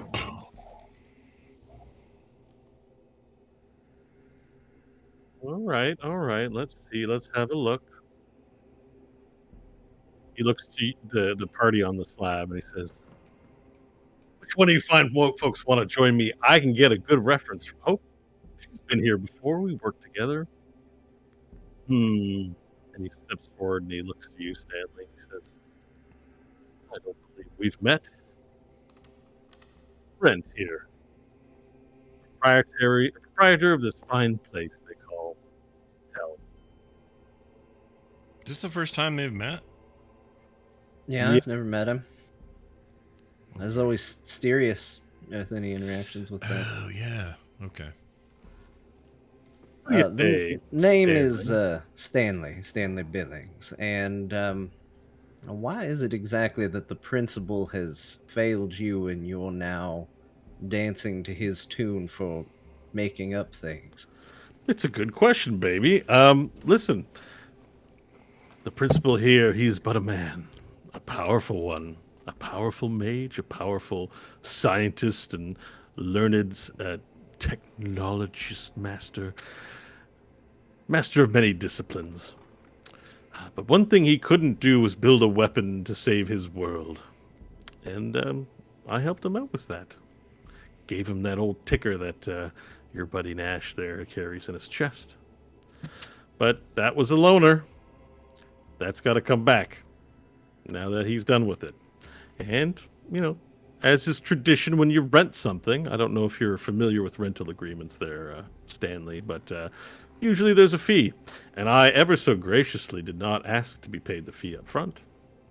And that fee came in the form of certain artifacts an antagonist of mine has been eluding my possession.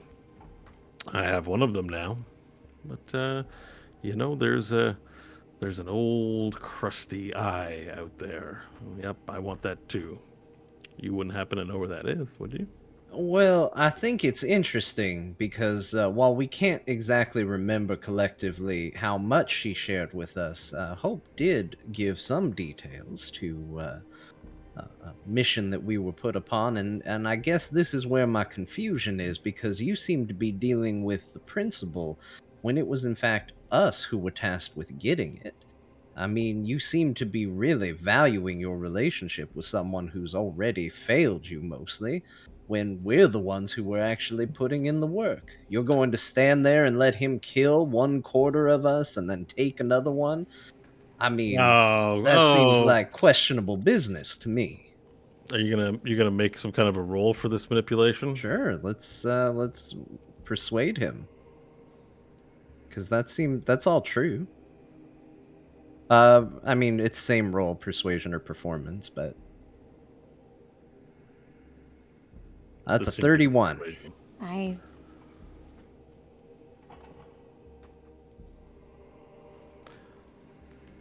You're right, baby. You caught me.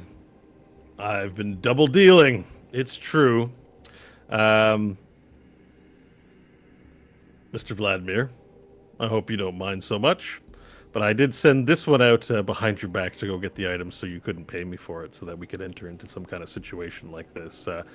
I'm a bit embarrassed to have to admit it now, but hey, this elf man boy, he's pretty persuasive. Yeah, Got quite a mouth on him. But, did Vladimir not tell you he knew where we were? He knew we didn't get it, and he didn't go in and get it himself. Well, we're just having a come to Jesus moment, are we here? You know, I don't know if you know Jesus Chrome, but there was another Jesus, and boy, he was a bit of a thorn in my side too. And there was an expression on your old earth called "coming to him." You know, coming to Jesus. It just means that we're all confessing our sins. I'm not a great person. That's why people love me. I made a deal with you, Principal, but I made a deal with Hope to go after them too. And I made some other deals, and whoever's gonna get me what I want, that's just what I want. And no one's gonna tell me different, because this is my realm, and it's my party, and I'll cry if I want to. Yeah. So yeah. So nice job, Silk Tongue. You're quite convincing, but no matter what you say, I will always win. I wasn't arguing against you, of course, naturally, you being so refined in speaking and deal-making. I'm simply saying that the four of us have put the legwork in, as it were. I mean, the bitch you just got, that was us. He's simply taking it the last little bit, which I can appreciate the effort put in. But he certainly didn't put that same level of effort in towards acquiring I believe you said it was an eye. I mean, you could maybe make a new deal with him or encourage him to get it, but I'm just not seeing that giddy-up go that you're wanting from him, whereas, I mean, the four of us, we already got the hand. So what you're saying is that even though it was this fine metal man who brought me the hand, it was you that did all the work, and I don't have to honor my sworn agreement with him. I should honor my agreement with Hope. I think probably that's at least a little more accurate. I mean, he didn't get you what you wanted, so there's no need to hold up any agreement anyway. He already failed you. And you, Vladimir, what do you have to say about this? It was I who delivered you the hand, not this silk tongue. He is manipulating you. That is all I have to say. If you choose not to make this agreement, I will return here with my army of chrome and take your world from you. Oh. Baby, Metal Man. I know that's what you want to do anyways. You're going to have to do better than that, I think. Oh, we are at a bit of an impasse. Do I award the return of this item to the heroes of the waste? Oh, yes, I've heard of you and your exploits. You've traveled around the galaxy a little bit.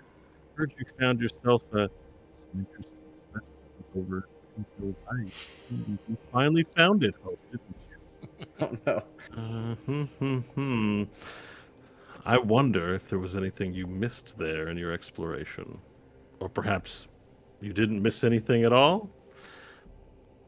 Perhaps you're holding out on me and only gave me half of what I'm owed. It would certainly be excellent of you to offer me the remainder of my payment. That might change the dynamic here a little bit. So, Hope, I know you already abandoned your service with me, and I should be mad at you, but I'm a sucker for a pretty face. But it's payment time, and I can't let that get in the way of what we need to do here. So listen, somebody's going to give me that eye, or maybe I just get mad and not honor any deals.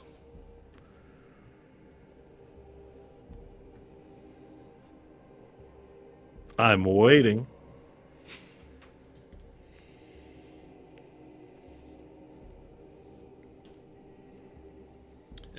I'm conscious there, right? Yep. Yes. Okay, I'll pipe up and go, don't give him anything. Oh, we don't even know each other. Although I know who you are, Mr. Maggard. If that is your real last name. It's the only name I ever had. Listen. The grown-ups are talking here, Junior. Listen, don't give him what he wants. I don't trust any of this. Some old school Nash there. All right. I mean, what I can be sure... Catchphrase. What I can be sure is that if the principal kills Nash, our odds of getting you anything are basically zero. He's a quintessential part of our party, dumb though he may sound when he opens his mouth.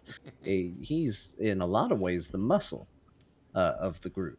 The magical muscle. Stanley looks nervously at Pharrell. But he, he's a quintessential part of the team, essentially. And, if we sit around here trying to decide what to do, your buddy Vlad over there is going to kill him. You're going to take one of us, and this party isn't going to get anything for you. And I sure as shit know that Vlad isn't going to get you anything because he's just generally bad at everything. What has he really accomplished besides dropping a hand that he stole from us in front of you? Okay, make another persuasion roll, please. A 35. Principal, baby, he makes a good point.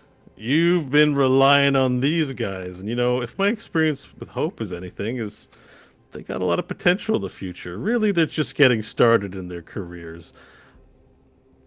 You seem kind of like a little bit of a has-been, an old man trying to stay relevant in his body of metal with his harebrained scheme to turn all of creation into chrome. I find myself kind of getting persuaded by the Silk Tongue here. Maybe we go a different way with all of this, Valir, are you willing to do anything it takes to get me this eye? It's what I want most. What exactly are you offering in exchange? Well, it's a negotiation. What do you want? I can presume already you would like your freedom to return Back to the living world, at least for as long as you can manage it, as most mortals do. Do you want the freedom of your friends? Do you want them to remain here? That I don't know, but if I had to guess, I think you'd want to keep the party going. However, I do require the return of the item I loaned, so that's coming back no matter what. And that would be Nash's heart. That dragon metal heart was made with the deepest of hell's energies, and not dragon metal alone. That's got to come back to me. It's too powerful to be out there. His father's right about that.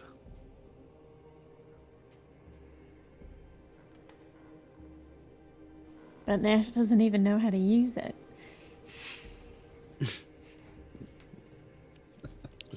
Nash heard that. Yeah, Hope's just trying to downplay this heart being dangerous. No, that's good. That's good. Nash would intuit that you're pushing the dude. I get it. Oh, I think he knows how to use it just fine, Hope. Really, you should let your friend do the talking. You're not half as clever as you think you are. You're good at other things. Good at stabbing things in the neck. Wow. Jeez. Look, we have a sordid history making deals and agreements with demons, and if I'm being entirely honest, it doesn't always work out great for the demons. But what I do know is that if you break up the band here, your eye is as good as gone. If your interests are, in fact, to get it back, at the very least, I feel like we should have our moment with the principal to save our world, and maybe we can figure things out from there.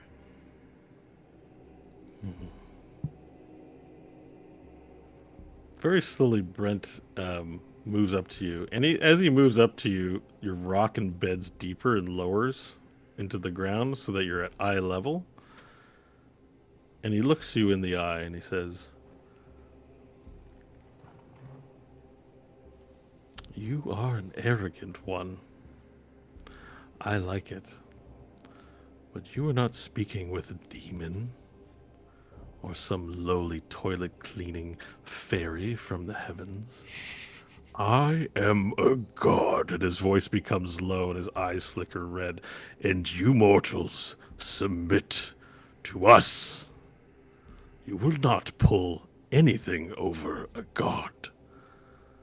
Know your place before I anger at your insults comparing me to such lowly creatures." Could I use this maximum distraction to attempt to break my bonds? Okay, yes you can.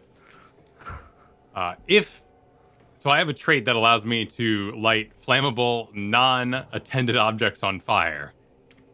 That was a level, 7 ability of mine that has come into play twice. Could I use that to heat the metal, or kind of get them binds a little worked up? So you're fastened by rock, not by metal. Oh, okay. Yeah, Nice. so you'll strictly have to do rock breaking. Okay.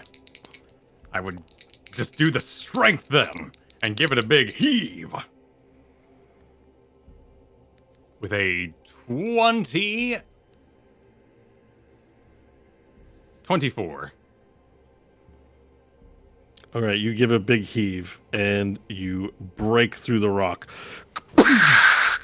Slide down the rock, landing upon your feet. Brent looks over to you casually. And I dust myself off. And work my wrists a little bit as they've been in the confines. I grow weary of meeting new people.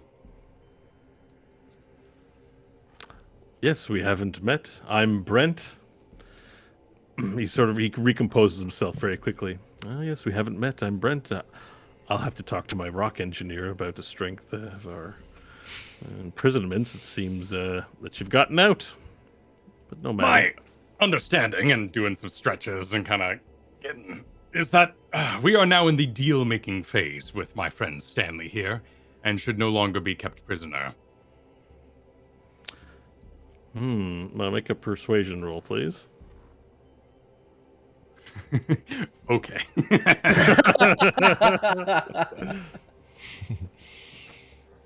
4. Brent walks up to you, and his size changes just somehow. It's like a camera trick. It doesn't even look like he grows big. Just all of a sudden, he's your height. And he puts a hand on your shoulder and looks into your eyes, and he says, "My dear Varel, you're a charming individual. It's nice to finally meet you.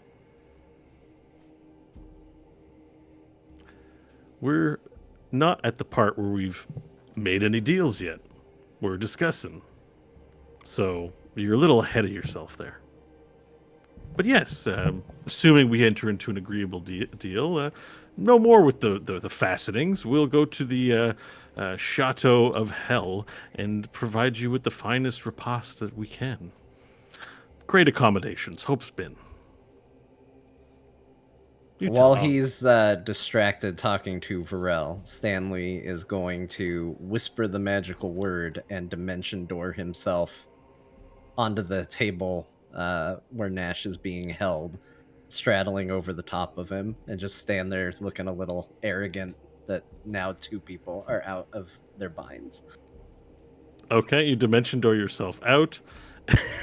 And Hope, Brent again just the principal tenses up as you can see him sort of hit a power stance a little bit.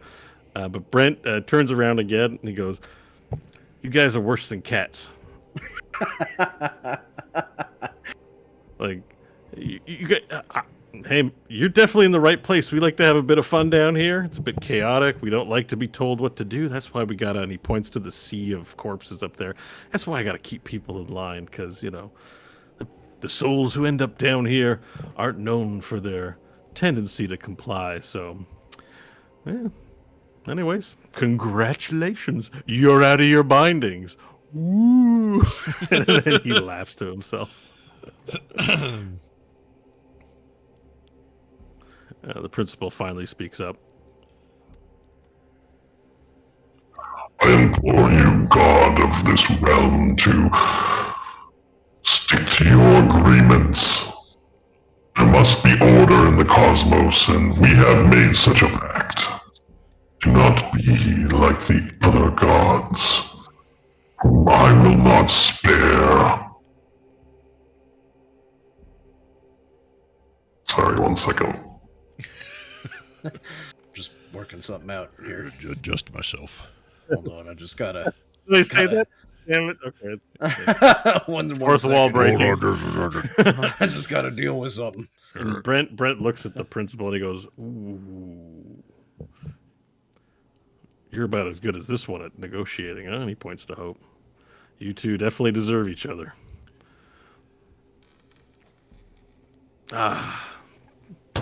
You know, that kind of pushed me over the edge. I was a little bit concerned. It was, I wasn't gonna be persuaded that way. But, you know, what I just said to this one there, that applies to you too. You know, I let you walk around here talking your game, talking about how you're gonna do your new world order, thinking that, yeah, you know, I'm a cool guy, and so I desire your approval, and yeah, I won't get chromed in the future. I'm a god, and I've had enough of you. And he snaps his fingers, and the principal disappears. All right, baby. And then Hope, you slide down from the slab. Nash, you're still fastened, though. But Hope, you slide down from your pinnacle. And all right, let's get to a better environment that's better for discussion. He snaps his fingers again, and you're in a casino. You're in a VIP area. Nash is still strapped to a slab in the casino, but all around you, there are people gambling. You see one-armed bandits and roulette tables. There are demons and humans and all kinds of people having a great time. There's sort of a room off to the side with like huge mountains of cocaine, and people are just doing cocaine in there. There's like an orgy you can hear off in another room. And like it's just the wildest, most XXX things are occurring all around you. But the Vin Diesel movie.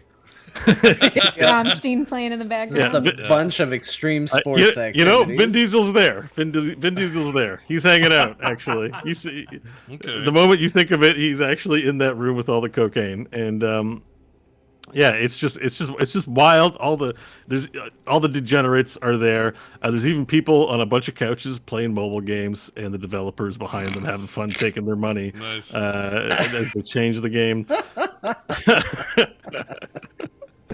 And he's like, "See, I can be a cool guy. All right. Let's get this negotiation going. So you guys want to be free from this place? Go back to your crusty living back on that crusty dirt ball they call Earth. Kind of too on the nose for the name of a planet. You know what I mean? Like most planets have some kind of Earth. Why is your planet called Earth? Right? I mean, you can see why I like messing with that particular planet, and such a fascination with me. Really, so arrogant. You do so many like just nutso things, but you guys are all right. I'm kind of sick of that metal man. I've been dealing with him for like an eternity, you know, and I'm just feeling good. I got one half of what I've been looking for like millennia. I mean, millennia doesn't even begin to describe it. I'm talking aeons, man. Like that. You had that hand on you, right, Hope? Yes. Yeah, so you know who I'm talking about. Yes, I never saw his face, though. Yeah. So we're not going to discuss him because he loves that. Okay? He is the worst. He is the worst. If you didn't like Ctobelpraith, imagine Ctobelpraith, but like 10,000 times over. Like, I don't know about you, but no thank you. I'd rather have some gin, a bit of poker, nice lady on my arm, and a lady appears next to him and goes, "Hi, Brett," and you know, and he gets like a gin in his hand. He's like, "This is what I'm about, a good time, right?" And I mean, you know, yeah, all those souls that get tortured and that fuel this place. Don't let anyone tell you that violence doesn't exist in the cosmos. It does. It's just the cold hard reality. For every iota of good time you have, someone's got to have a bad time. That's just how it is. That's why you negotiate. Negotiation is the violence of the cosmos, and negotiation gets you in a place that's better than other people. That's how it all works. And the people who know that, baby, they're the best, and that they do good for themselves and for the ones they love. People who don't know it, they're the fuel that we use to burn so we can have our good time. You guys know what I'm saying, right? I'm really jamming here. I feel real good. This is great. I'm getting my philosophy out. I should put this in a book. You know, I think if I wrote a book like that, you know, a lot of the nice gods write books and people follow it. Well, what about a book for me, huh? Yeah, that's a good idea. Can you, Ghislaine, get over here. And then sort of a woman named Ghislaine appears and like, "Can you write that down, please, for me?" And she's got a notepad, writes it down. "Thank you. We'll talk later." And Ghislaine disappears. All right. Yeah, so what were we talking about? Oh, right. Nash here. So this artifact he has, I got to get that back. That's non-negotiable. It'll kill. Am I in that room? I'm in that room, right? Yeah, you're in the room. Okay, I'm still restrained though. Okay. Yeah. You're still restrained in the slab. Yeah. I would say that'll kill me. Well. Mr. Nash Maggard, I know you're new to the realms of the firmament. Kind of. But I don't think, even though you guys were out in the outer planes, I don't think you actually made it to any, you know, actual realms of the gods. Yes? So, welcome. I'm glad that I'm your first. We can do all kinds of crazy things here, Nash. If you want, I can get you a regular old flesh heart. But that means no more turning into dragons. And, you know, well, you'll be a little more mortal than you previously were. One life to live, as you mortals say. Either way, I'm taking that. There's no leaving this realm for you unless I get that heart. What do you want with it so bad? Well, it belongs to me. I loaned it to the principal in the first place. Yeah, but what? What good is it to you without a host? Oh, that doesn't matter. Property is property. Belongs to me. What belongs to me stays mine.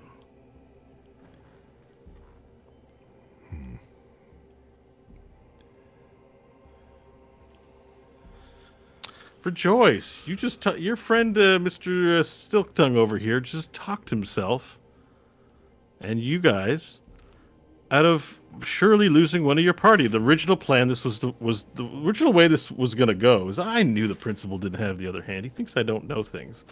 Underestimates gods all the time. The only one that was able to do anything to gods was that Groshil.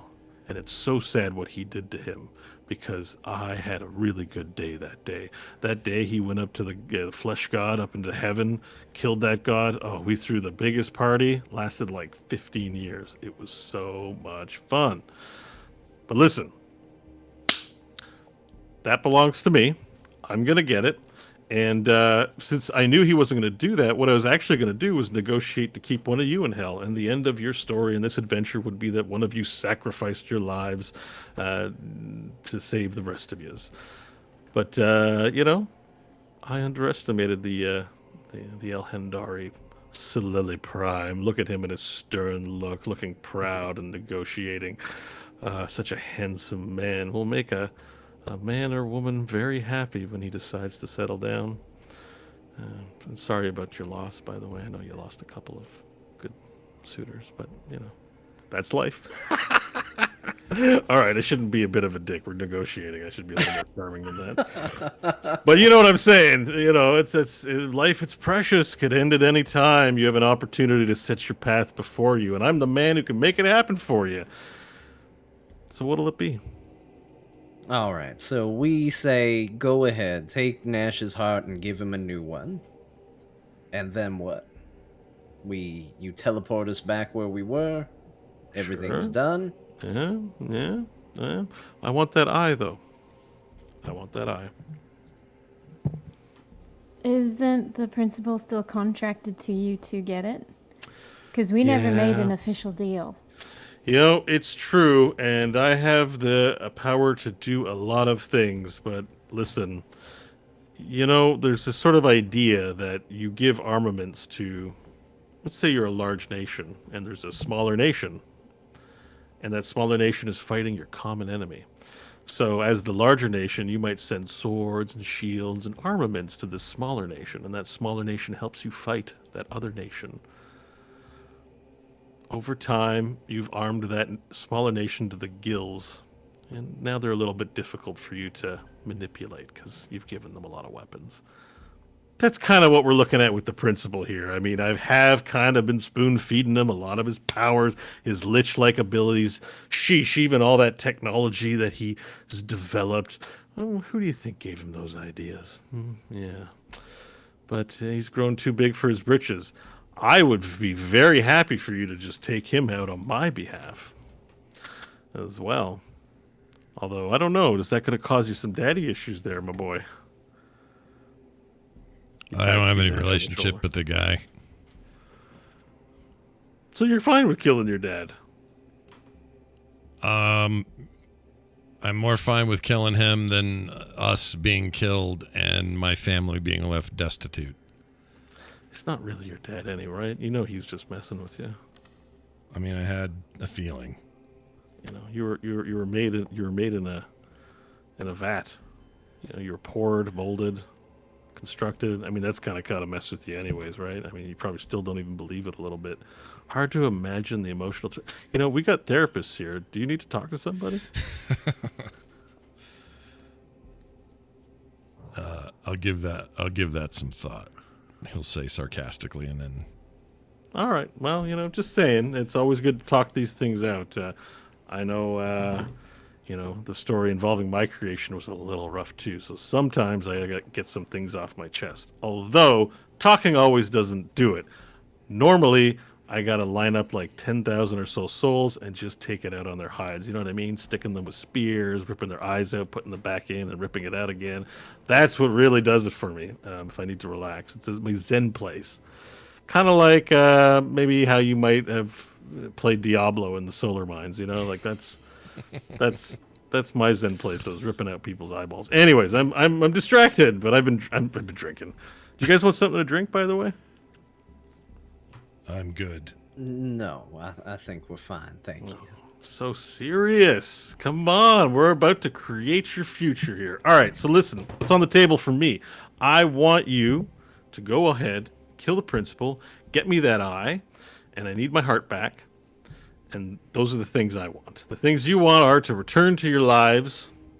I imagine you'd like to save your planet. You know, get rid of that nasty little beast that TWBD put in there. I could help you with that. Maybe, you know, your planet, you could use some trees and grass again. Some water. Return your planet to a healthy state.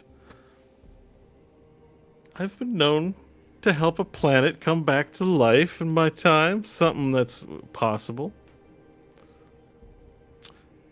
Do you need your schlong back there, boy? No, I don't need it.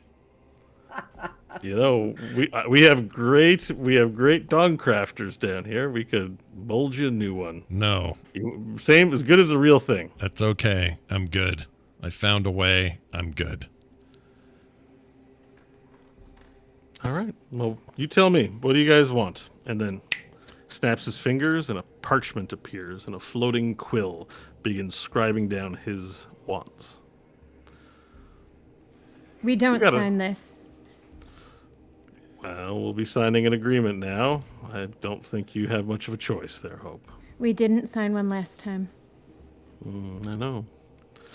It's a regret, and I'm not going to do a second time. Well, you're welcome to stay, if that's the case. But does the rest of your party feel that way? I mean, Hope's making her decision. Stanley looks over to Varel. I want to know Rail's take on this. He's repulsed by the contract appearing, naturally. Mm-hmm. And then enters his rage. Just kidding.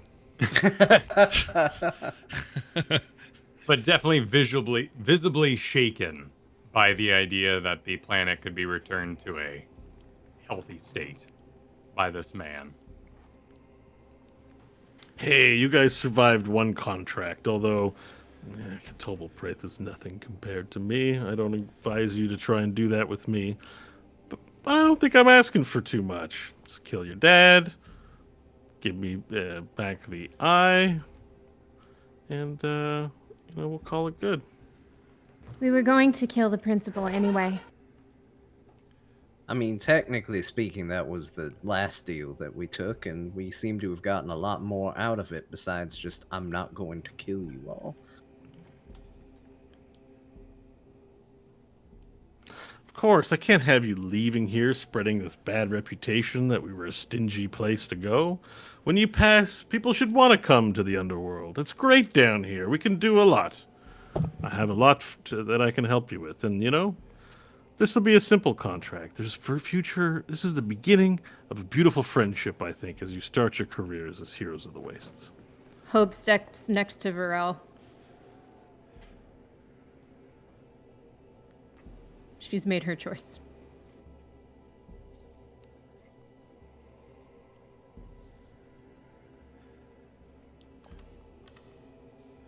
Nash would do that too if he wasn't restrained. He has also made his choice.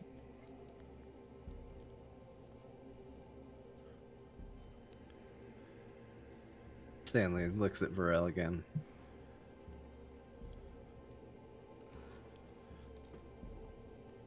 I have no qualms with speaking with you in front of this man. What is on your mind? Well, Varel, I would be lying if I didn't say that every day we adventured after meeting TWBD, I was a bit envious of your steadfastness in the face of a deal. That you refused to take the easy way out, as it were. I find myself in a similar situation, with a similar temptation. Once again, I look around, This place seems rather inescapable. The temptation is to do whatever it takes to survive. We were on the trail of the eye once before, we can certainly get it again. We already know we can beat the principal, he's said as much. We can restore the planet. The item is right there in his own place of power. But this does seem like the easy road. I just don't know if it feels like the right road. And I'm loath to keep making the same mistakes over and over again. So, last time I assumed I knew better because I assumed I was smarter than every single one of you. And this time, I wait to hear what every single one of you think before I make my decision.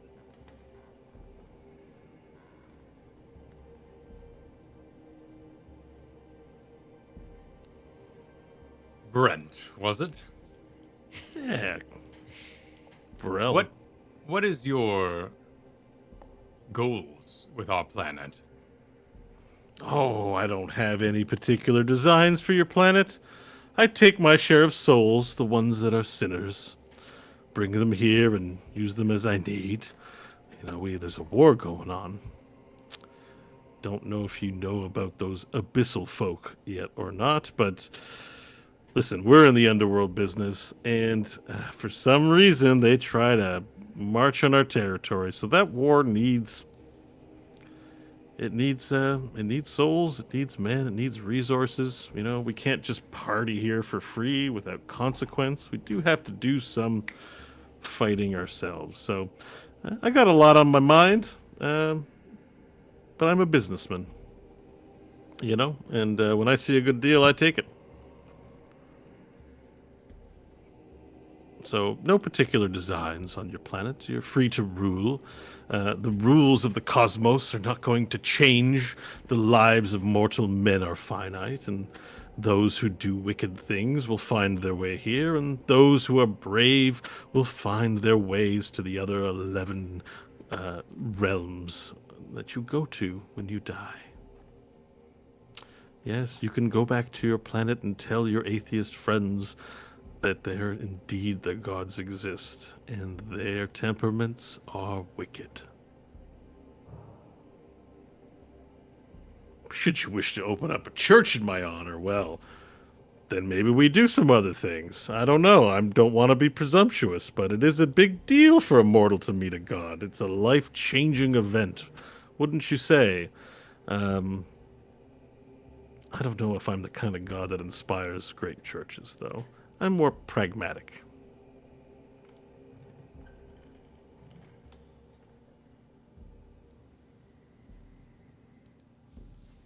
This man loves one thing, Stanley. Himself. And anything we do for him will service him best. I, however, am the defender of Earth and the contractless. I will save our planet without your aid, Brent. However, if you hold us hostage here, then we are on to other matters. Well, I think that's a decision you're going to regret. But we haven't... I understand that you're the way you are. It's your friend here that interests me the most. Stanley, you probably need to talk with your team and have them figure out what's best. If not, I can always resummon the principal back here and go with the original offer.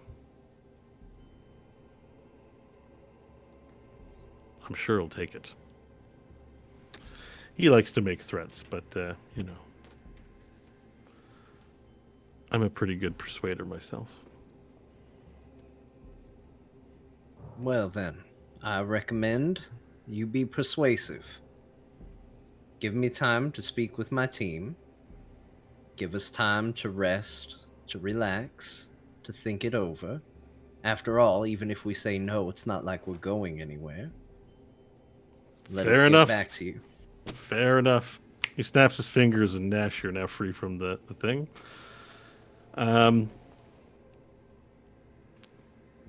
Enjoy yourself at the casino. And he snaps his fingers, and a table, like a cart full of chips, appears before you. Play, gamble. You can bring your winnings home with you. If you want any free food, just shout out for free food. Just yell, free food, and we'll throw it at you. You'll get it. It's a great place here. I think I'm going to go take a fire bath, and perhaps when I'm done, you'll have come to some sort of decision amongst yourselves. And yeah, enjoy your stay. Snaps his fingers and disappears. Reassuring, that was.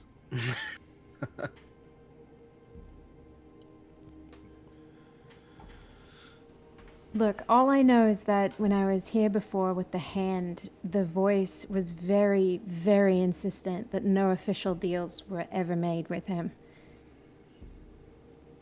And also, I'm done making deals. If this is where it ends, then this is where it ends. Do you still have your ring, Hope? Yes, but we'd have to do something bad. I'm not quite sure what that would be, but it wouldn't feel good.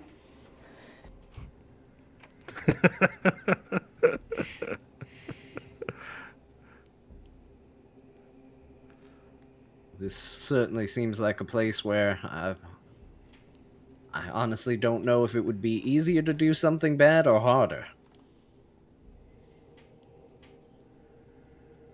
Hold on, I'm reading on the... Reading the item? Yeah, you have to commit Yeah. an evil act to The recharge. wearer has to commit the evil act, yeah. So maybe it's not you. I don't know how long attunement takes. It might be just a long rest for attunement. The standard. Yeah, you have to commit an evil act to recharge it, if I recall correctly. And yes, Yeah. that does have interdimensional capabilities, so you'd be able to get out of there. And Brent didn't pick up on this fact.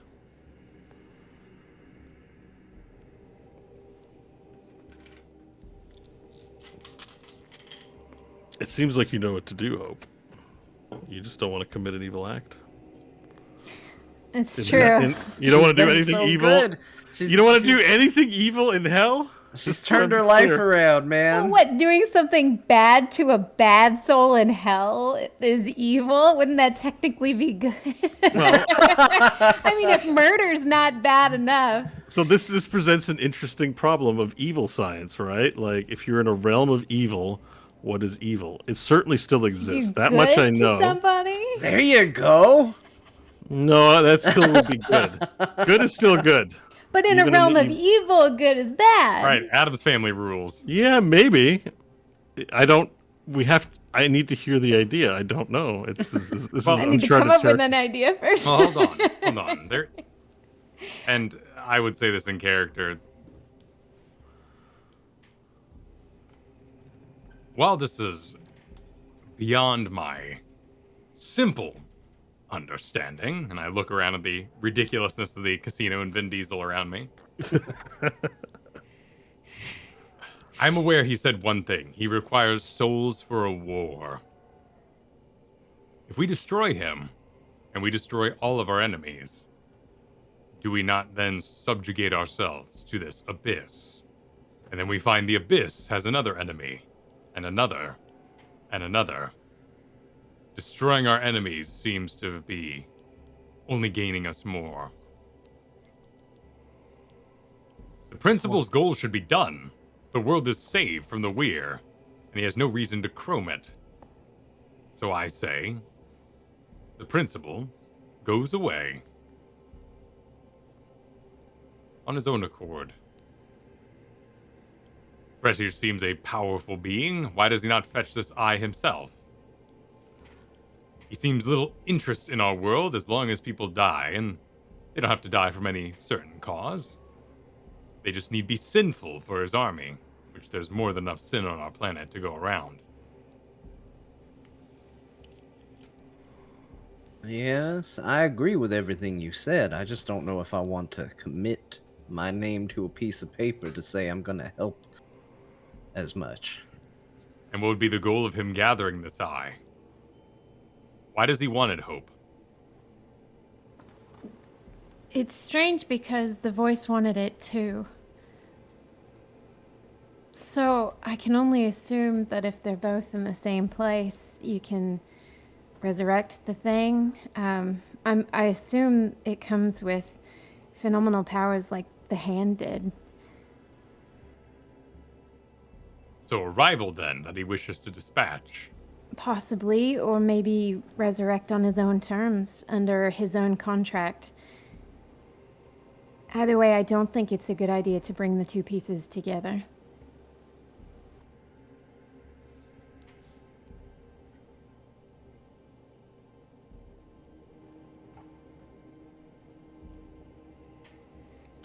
Was it ever revealed to you who the voice was? No, he covered his face the whole time. So it's not just Brett, rather, double dealing.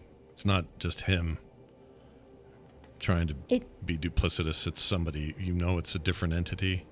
It didn't seem like it. Brent was worried because I guess something happened in the past, and then the principal was scared. It was the first time I think I've ever seen him feel fear.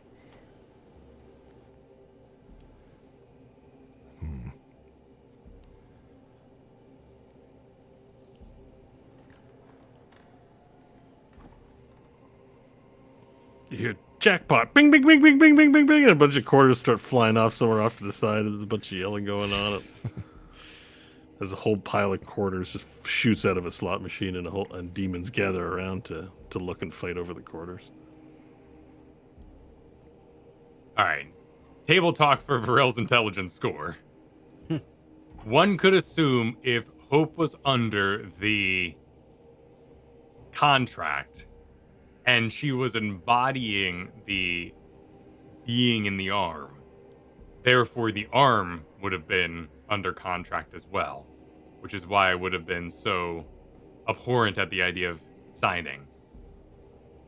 And that would have then bound it to Brent, which would have caused the being to, not have power in the situation later on. So I don't think we need to worry about that aspect, that the contract could be bad, as long as we fulfill it. But remember, Hope never actually signed a contract. So really, I think the only person who might have signed anything was the principal. So he would be the only one who's actually liable for punishment. Right. But he's a lich, and his soul's not going to be given up for a while. Although you don't know him understand fully the consequences of the lich.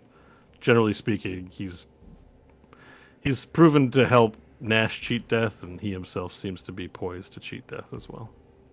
And you met those liches in Pentelvice, so you kind of get a sense of the overall people who call themselves that, what they're like anyway. People. Those people. Yeah, so I mean, I think you kind of have two options. One is to play ball, negotiate a contract, get back to Earth. Stanley talked his way into this situation, so it's uncharted territory for me. I didn't think that was going to happen. Congrats, John. That was well played. So you either have, to negotiate with Brent, or you have that ace in the hole about going home. You can just put all this behind you, probably, hopefully, maybe. Who knows? Probably, hopefully, maybe. Possibly. Sounds like we can do that if Nash gives up the heart. Otherwise, we're hunted. Because if he's just looking for the eye and he already has the hand, then that can be his own quest, and he can get Dr. Spider to go do that, table talk wise. But yeah, I mean, we're definitely not at the very end of things. But yeah, maybe Nash doesn't want to give up his heart. Well, did any of the Nashes survive, or can we not know that yet? Well, the principal told you that what happened in that room is what's happened a billion times before, and that's why you saw other Nashes. So in other parts of the time bar, basically what you're meant to understand from that, if it's not just obviously stated, is that the Nashes were torn into the time bar in that moment. That's why so those ones presumably would also go into other parts of the time barf. But with the defeat of Ketobel Praith, congratulations, by the way, you've sundered the connection from the Weir to Earth, and that time anomaly should no longer be occurring. So no, they are gone, and you don't know if you're the right Nash or not. You have no way of knowing that. Okay, but what I'm getting at is if so they're all gone, fine. The Nashes from the battle, there are corpses around, right? And if these are all Nashes left over from previous attempts, they should all have the heart. I guess what I'm saying is maybe there's a way to trick him into thinking he's got the heart, but it's... But you remember you established that you were the only one to be able to turn into a dragon, so you don't really know if they have that heart or not. Well, good. Certainly, if they do, it didn't behave in the way that you did, right? You may be your own unique, one-of-a-kind version in this realm. I mean, some of them turn into stuff, but that could be polymorph, that could be spells, that could be whatever, right?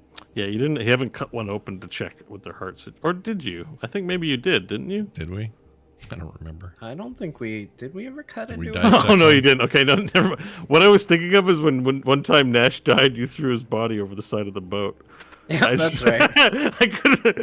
I thought that was a clone body, but that was his real body. Never mind. So maybe I don't think you have cut another Nash open. That might be maybe he only needs one back and not both. So you go and you dupe him by getting one of your clones, but you don't have access to that realm right now. As far as I know, unless you have some tools. No. Even if I did, like, how would we... The guy's probably listening right now. He's pretty omnipotent in his realm, right? So anything we say he's going to hear anyway. Wasn't it a god dragon in your heart, though? I mean, well... Was it? I don't know. Was it a god dragon? Because we took a carriage ride into space to talk to some celestial dragon or something. Yeah, but was at it... some point. Wasn't it the wife or something of the dragon we met in the cave where Omnom died? Oh, Omnom. Still mad about that. I don't remember. But even if he... it was the son. You're talking about Yoshalar. Yes. Kaz Desiree, the dragon imbued in the dragon metal heart that you have, that you're able to change into, is the mother of Yoshalar, the dragon you found. Not only did you find him in the cave in Elhandar, but you released him from his prison beneath the earth at the Black Site in like episode 5. Oh, okay. That's why I don't remember it. Good on you guys, though. You could try connecting to it. Yeah, but... That's a possibility. Yeah, I just don't know how. And how to do it without Brent noticing. I keep saying Brent. It's Brett. Right? Is it? I feel like it Brent. changes every now and then. What'd you say, Bo? Yeah, I don't remember too either. I'm going with Brent, but now that you mention it, I'm doubting myself too. I might have it wrong. I feel like every now and then it just switches. What might have been everybody Brett. on their toes. Yeah, it might have been Brett. Maybe he does that because sometimes he's Brett, sometimes he's Brent, and he likes to mess with people. You don't really know. I mean, you don't know because you've only met him once, so you know him as Brent. The only one that would be going through this right now is Hope, who's had multiple encounters with Brent. Well, if Brett is involved in his own, I'm committing, is involved in his own astral war, we can assume that he's too busy for Earth. Therefore, the deal is decent. What we could do is talk to the heart and figure out why Brett wants the heart. Because we can assume why he wants the hand and the eye. It's because there's a rival that's gunning for his spot. And so he just wants to deal with something that would be after him. But why does he want Nash's heart, and why did he lend it to the principal?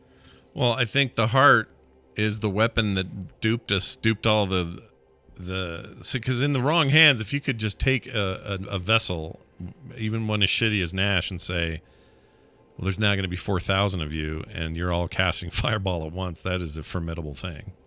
Because we took down a building, a Dubai building-sized mega goat in a single shot because of that. So I think that's literally the weapon or the value of the heart.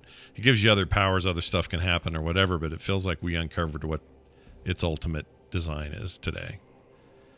So I think that's why he wants it, because he's got instant army no matter who's wearing it. And if he transplants it into himself, we got 3,900 Brents.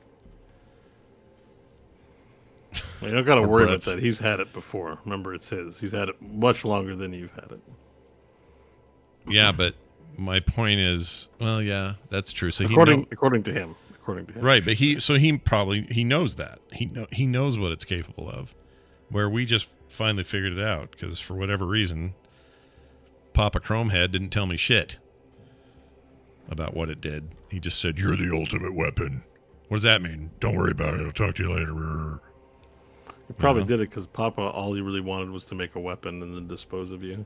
It just needed to be in a living host. Yeah, he's a poo-poo. That's why he came here. Like, after the end of the fight, he immediately brought you here to throw you out, basically. He's a dick. It's starting to sink in that why he wouldn't even have a moment. He said some nice things. I'm proud of you. Now it's time to die. Yeah. That's pretty much what happened here. And the only reason you got out of this scenario, and as a DM, I can even say I forgot about Stanley and his negotiating skills, but he's rolling 30s over here. And, you know, even a god can be swayed by superhuman ability to persuade. And you're in this weird situation that's less resolution-y because of John, because of Stanley. And Brent even said as much. He said, he's probably just going to figure something else out. But, well, now you can set your destiny here. So, show of hands, who's, like, looking to make pact with the devil here? Who's seriously considering making a pact with the devil? Hope for sure no. I feel like Vorel is leaning that way. I'm also. I'm about harm? 50-50. Stanley's super on the fence, and Nash, you want to make a deal with the devil? No, I'm leaning no. I'm leaning. Let's make him think we're making a deal, and screw him. I want to screw him over hard, but I don't think. But You on sign the question someone of else's name, Say what? sign someone else's name, like you're gonna here I go. Yeah. I'm gonna do it, and then you just write what was the Bash jeweler? Taggart of the polar line. The polar lines. Yeah. and he's like, no. I'd love to do Damn. that. But to answer your question, Bo, I'm against a deal. So that's 2 votes against, 1 maybe, and 1 no vote yet. That's how it goes. There is a serious upset to the Varel storyline that is capable, where Varel, the defender of Earth, signs for all of us, and as such, truly defends Earth to the end, if that's what has to be done. Because Brett did say he could return water and green to the planet. And if he is preoccupied with an astral war and doesn't want the planet, then Varel actually did save the world. But New title. devils are very tricky. So does he mean Exactly. 1 square foot of the planet or the entire planet? You know, like there's a lot of wiggle room for interpretation. To which I invite my +0 to intelligence. I guess I will say, without guiding the party directly, and this is not what I'm doing, I'm just offering my 2 cents. But I forgot what I was going to say. That sucks. I really forgot. I lost the thought while I was in the middle of prefacing it. Oh my god. I do that all the time. Yeah, but I will say you have experience in these. Oh, I remember in what these deals are, and you would have experience knowing that you never get fully informed of the scope of the entire thing. Like there's a manipulation. There's something you're not seeing, or they're trying to make you feel like this is the best option. Like when I'm playing Brent and presenting this option to you, I want you, the player, to feel like it's the best and only deal. So just keep that in mind. Just like real life. Yeah, you know? real life. Yeah. You don't want to drink RC Cola. You want to drink Coke. It's really the only cola there is. Yeah. Pepsi? What's that? I I'd didn't even do mention Pepsi it. if That's I how had to. nobody knows what that is. Although I definitely don't want to drink RC Cola. I know that. I don't need a devil to tell me. No. Sure. I'm with you. But maybe you think that because you were already convinced by the devil. Oh no! Uh-huh. Oh no. That was the greatest trick he ever did.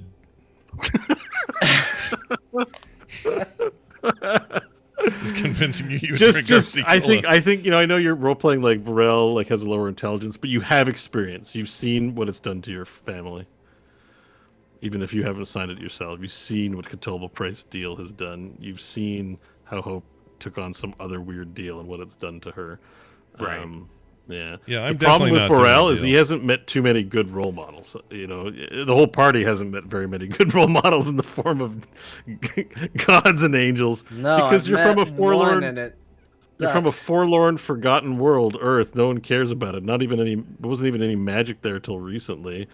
No one as you find out there's a greater cosmos and world, you realize how insignificant your planet is to the rest of the cosmos. But it's important to you because it's your home. So, anyways, I think Varel would be capable to think of those things too. I met a fish bird once and it was awful. No, never forget. Well, and even that was like, I'm all weird and I'm astral. Like this was the first person that was like snapping their fingers in front of us and instantly getting godhood things done. Yeah. The best god, like the best white knight, for lack of a better word. What would you call them? Like champions of good and justice. You haven't met gods, but the closest you've met are the beings in the White Tower. Elentris Vane and Sir Rimskarim. And Walnut, those people. Those warriors of light in the White Tower were the closest to piety, justice, and brotherhood. And look what we did to them. Yep. We're such monsters. That ring should be charged forever. We did to that poor tower. Yeah. They lived. They lived. Yeah, they lived. Somewhere out there, Elentris is not thinking about you because you also modified her memory to forget your relationship because you're a monster and you're where you deserve to be in hell. I didn't make her forget the whole relationship. I made her forget.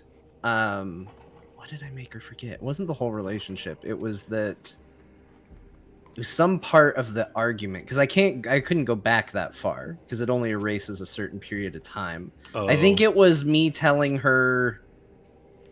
I replaced an argument we had with telling her that the box or that the hand was safely stowed in a chest that was full of shit from Nash. It isn't much better. Yeah, I gotta go back and listen. But as a part of the consequence of modifying it, I think it ended the relationship. No, in some way. I like would assume so. You usually don't get to tell somebody that the holy relic they're looking for is in a chest filled with poop, and they're like, "Well, that's somebody I want to keep dating." Gonna keep this flame alive. Never end it. It's funny. Good times, good times. And if we didn't have so many hours of content to have to comb through, I definitely want to do one of those Star Trek episodes where it just contains footage from previous episodes. There's so much we need to revisit at this point. Yeah, there's tons. An impossible amount.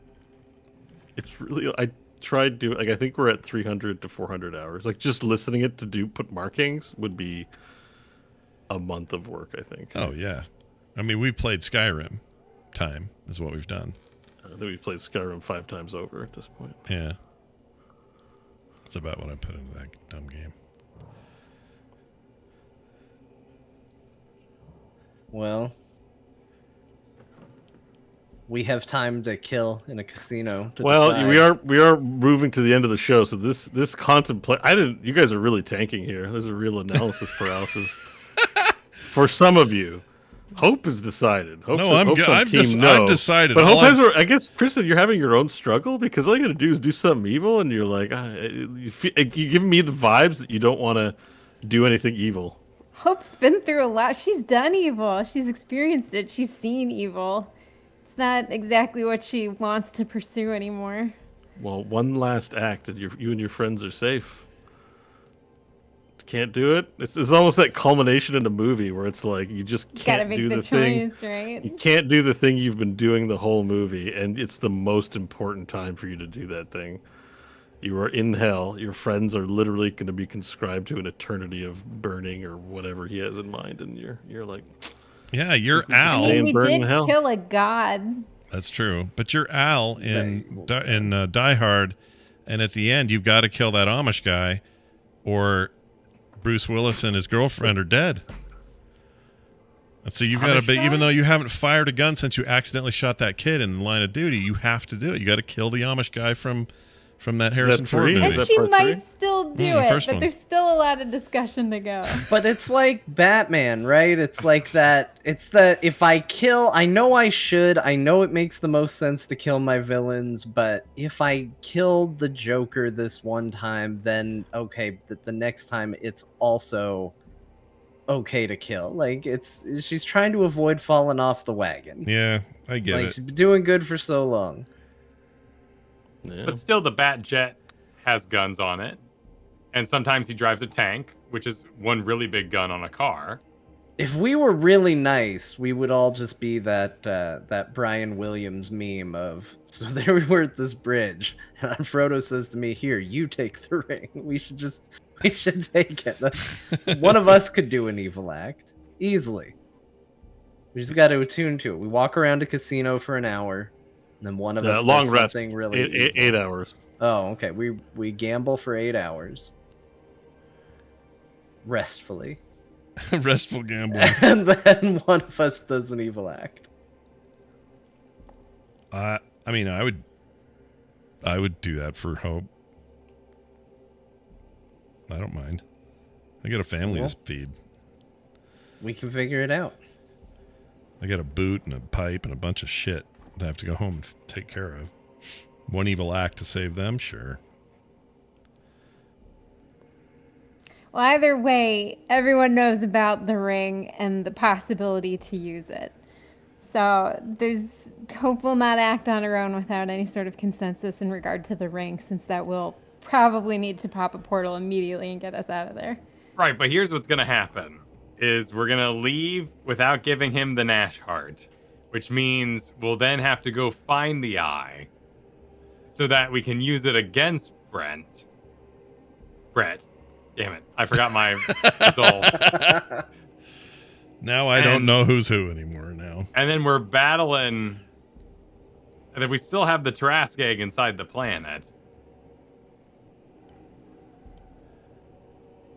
And I've got vegetable peelings for miles, by the way. Right. I feel like we're entering Don't worry John about Wick. the Tarrasque. I got vegetable. Yeah, I'm good. We're building a John Wick scenario where, like, there's going to be 20 movies because there's always more people to kill. Yeah. And we keep having it. We did one right thing, but that's led to just another line of problems for probably a franchise. Right. And there's an opportunity here to stop the deals. Yeah. And save Earth, just like cut it off. Just Earth is its own thing. He can have the dead souls that sin, but like that's it. But we just keep killing people forever. Well, I was thinking along the same lines as Varel, is maybe Stanley just agrees to stay and help, but now all of a sudden everybody wants to be the fall on the sword character. I don't know. There's another option. The three of you could leave and just leave Nash here to. That is true. Well, there's your act of evil right there. Yeah, that'll activate the ring. We're like, you're not coming. Please take me. No. The ring turns on. We walk through. Yeah, you're out of here. Face. Yeah, evil done. Nash stays, and all I can do is go. Please let one of those other Nashes have gotten out. He'll be me from now on. And that'll be the end. That's a sacrifice Nash would be willing to make if he thought another Nash, who was him in all respects, could continue on and go home and take care of the kids and all that. Yeah, but haven't they all gone to their own time now with everything? Well, like now you are the Nash. No, I mean like the ones that all got split up. Like I know he basically said they're all gone, but if there's some, this is like Marvel. Captain America's not really dead. You know, you can make stuff happen. Yep. He's like, can we fast forward to the part where we do all this bullshit and the Nashes come back anyways? Yeah. What was the White Tower trying to Because we got a franchise to keep milking. Yeah, we got more movies to make. Episodes of Terrible Dungeons. What'd you say? The White Tower was... They were trying to secure the gauntlet that had the hand in it, right? The demons were coming to take it. It was a pass off. They were trying to get it to, I think, a holy realm or something. Yeah. And weren't they fighting the Abyss during that, or were they fighting Brett's demons? They were fighting the demons. The hell. It was the hell demons. Okay, so that was Asmodeus here trying to get Yes. the hand. Yeah. So That's how Hope ended up meeting them, because Hope took the hand and then they were all friendly with her instead of trying to fight her. And then she left. She left you guys to go see him, basically. She didn't know what she was walking into, but yeah. So rather than Just thought signing, you could save your friends. Well, you Right. did save your friends, right? They stopped fighting the tower because they got what they wanted. so in the face of a real god, one avenue we have is we commit the evil act to get out of here. And then we go to White Tower and try to access Holy Land and find another god that can battle Brett. Hey, I like that idea. Because we need to strike. If we keep killing, we have to always kill the next thing. And then eventually we become such massive killers that the good god shows up and he's like, "You've done too much. You're messing with the kind, then we gotta kill him." And we just gotta keep killing. Like, we sign ourselves up for an infinite. This is destruction turning spree. into like the kind of crime movie where you can't retire from a life of crime, and Vrill's trying to be like, "There's one last job, I and just then we want to be retire." done, you guys. Then retire. One more heist. One more heist. But we could set us up to be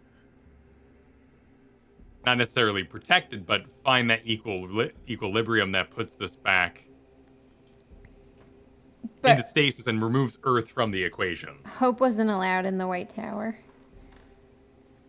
She might be now, though, Why wasn't Hope all that? I don't remember because why. she was evilish.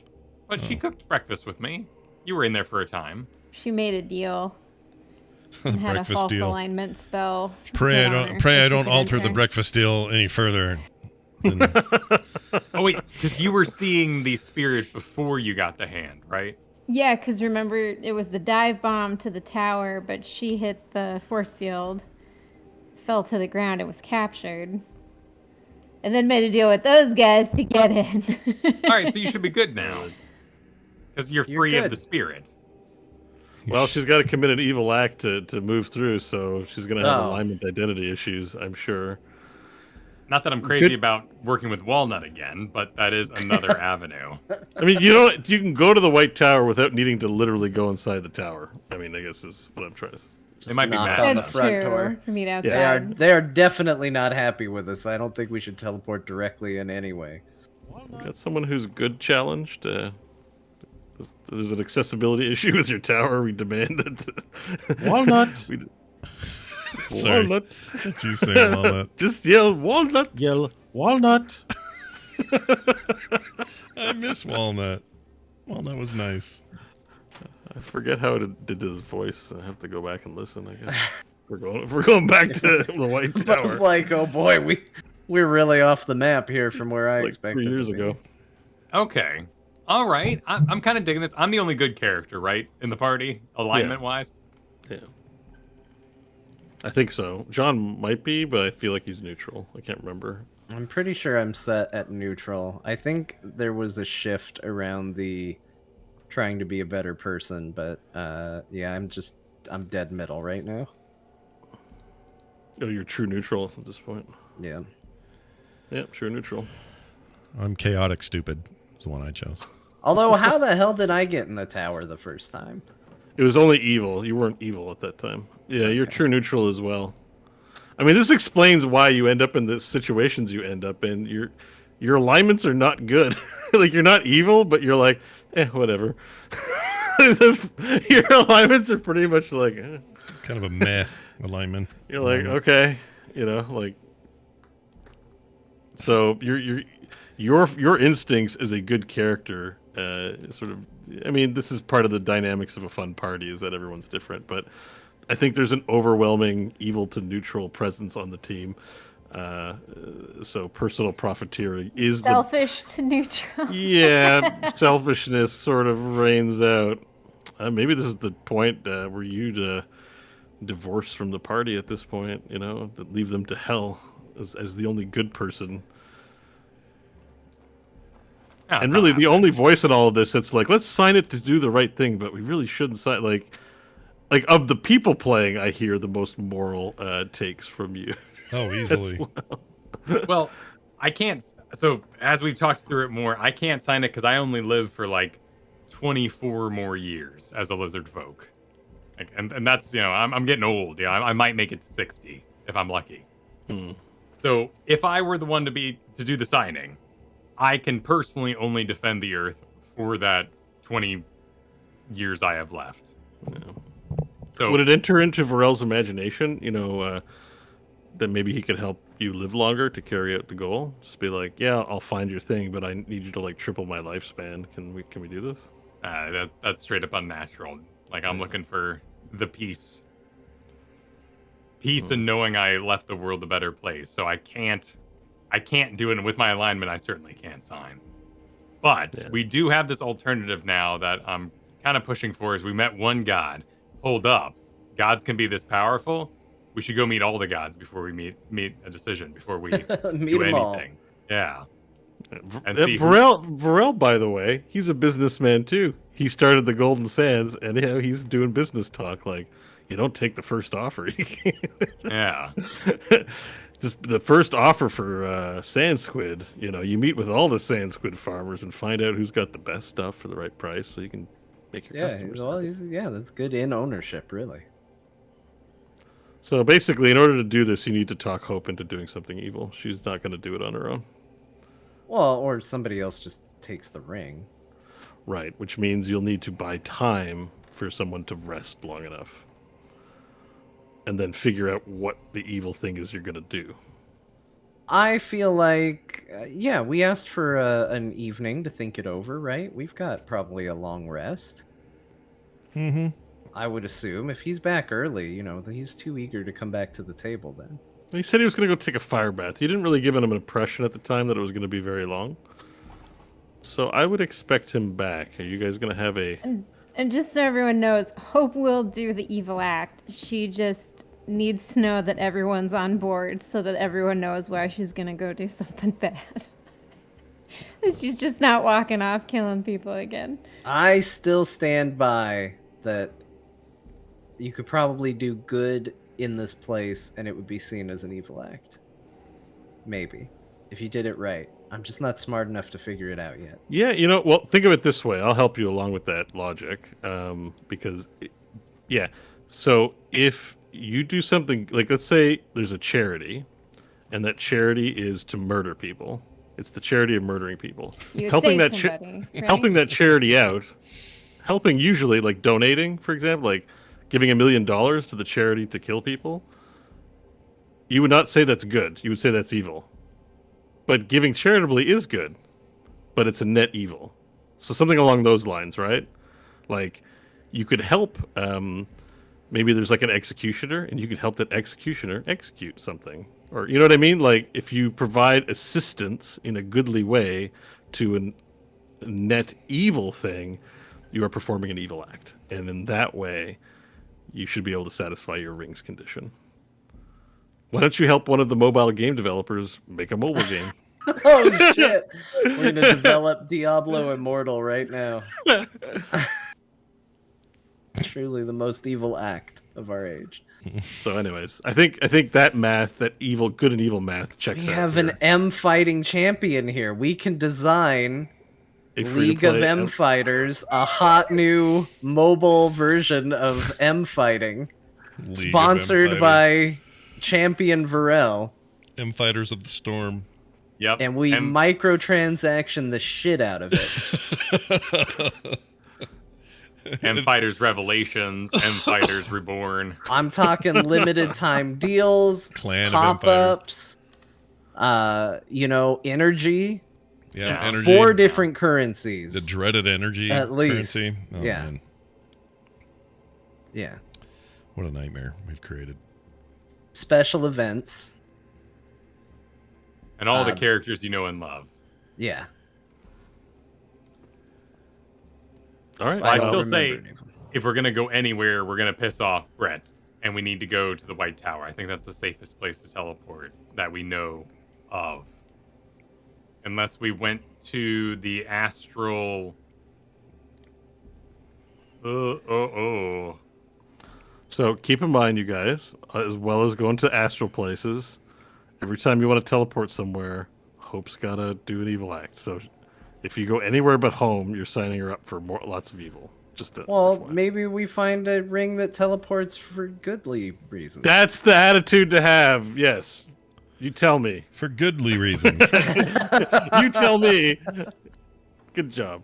All right, sounds like that's something we can table talk, because the decision of the place is very important, because we could go to the Mind Master's chamber and make a deal with him. We could go get lost in Sigil. Sucks. We could go straight to the White Tower. We could go to the airship landing where I think we had to like rub fruit to teleport or something. Yeah. I mean, we could teleport right to the principal's chamber where we've got the thing docked and just push it in, planet saved. There's one thing off the docket. Planet saved. We have the trianglosphere, literally right next to the place it needs to be. We just need someone to go in and nudge it. Yeah, It's a you're not strong wrong. nudging.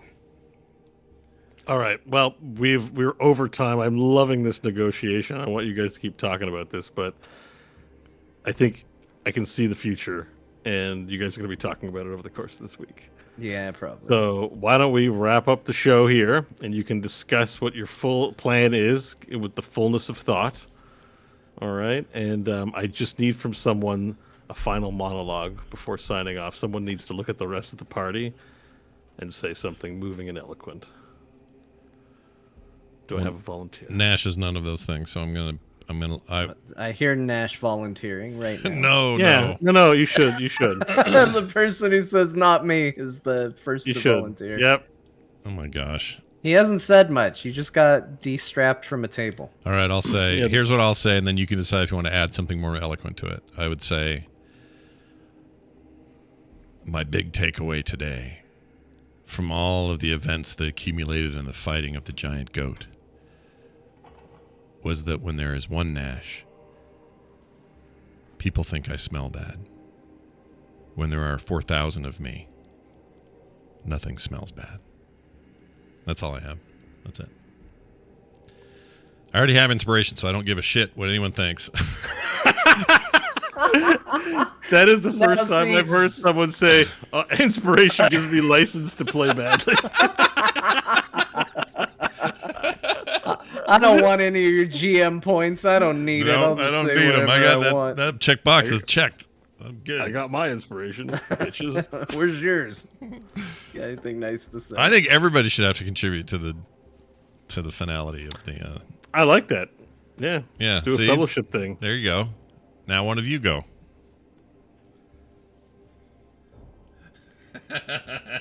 Fine, I'll go. Today we have met a god and found ourselves even deeper in this conundrum of our planet.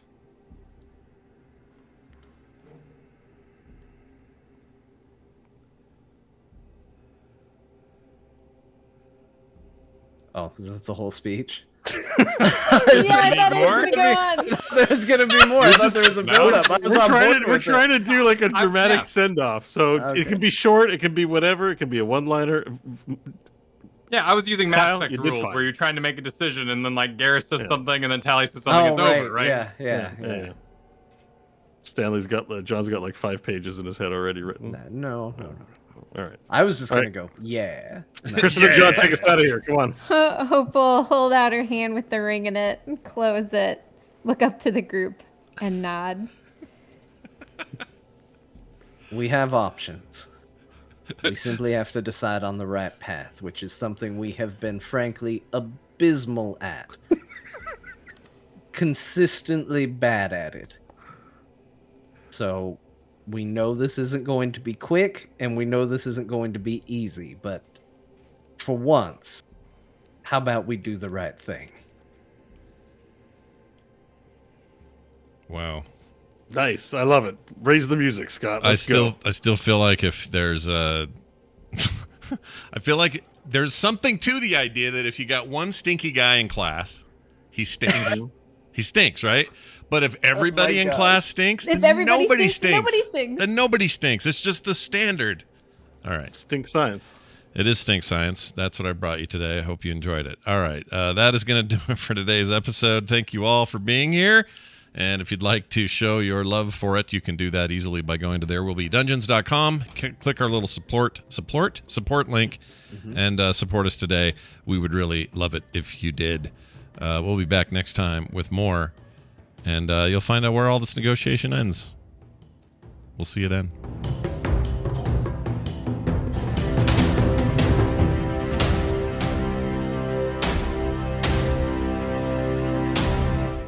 This show is part of the Frog Pants Network. Frog Pants Network. Get more shows like this at frogpants.com. If you need anything, just yell walnut.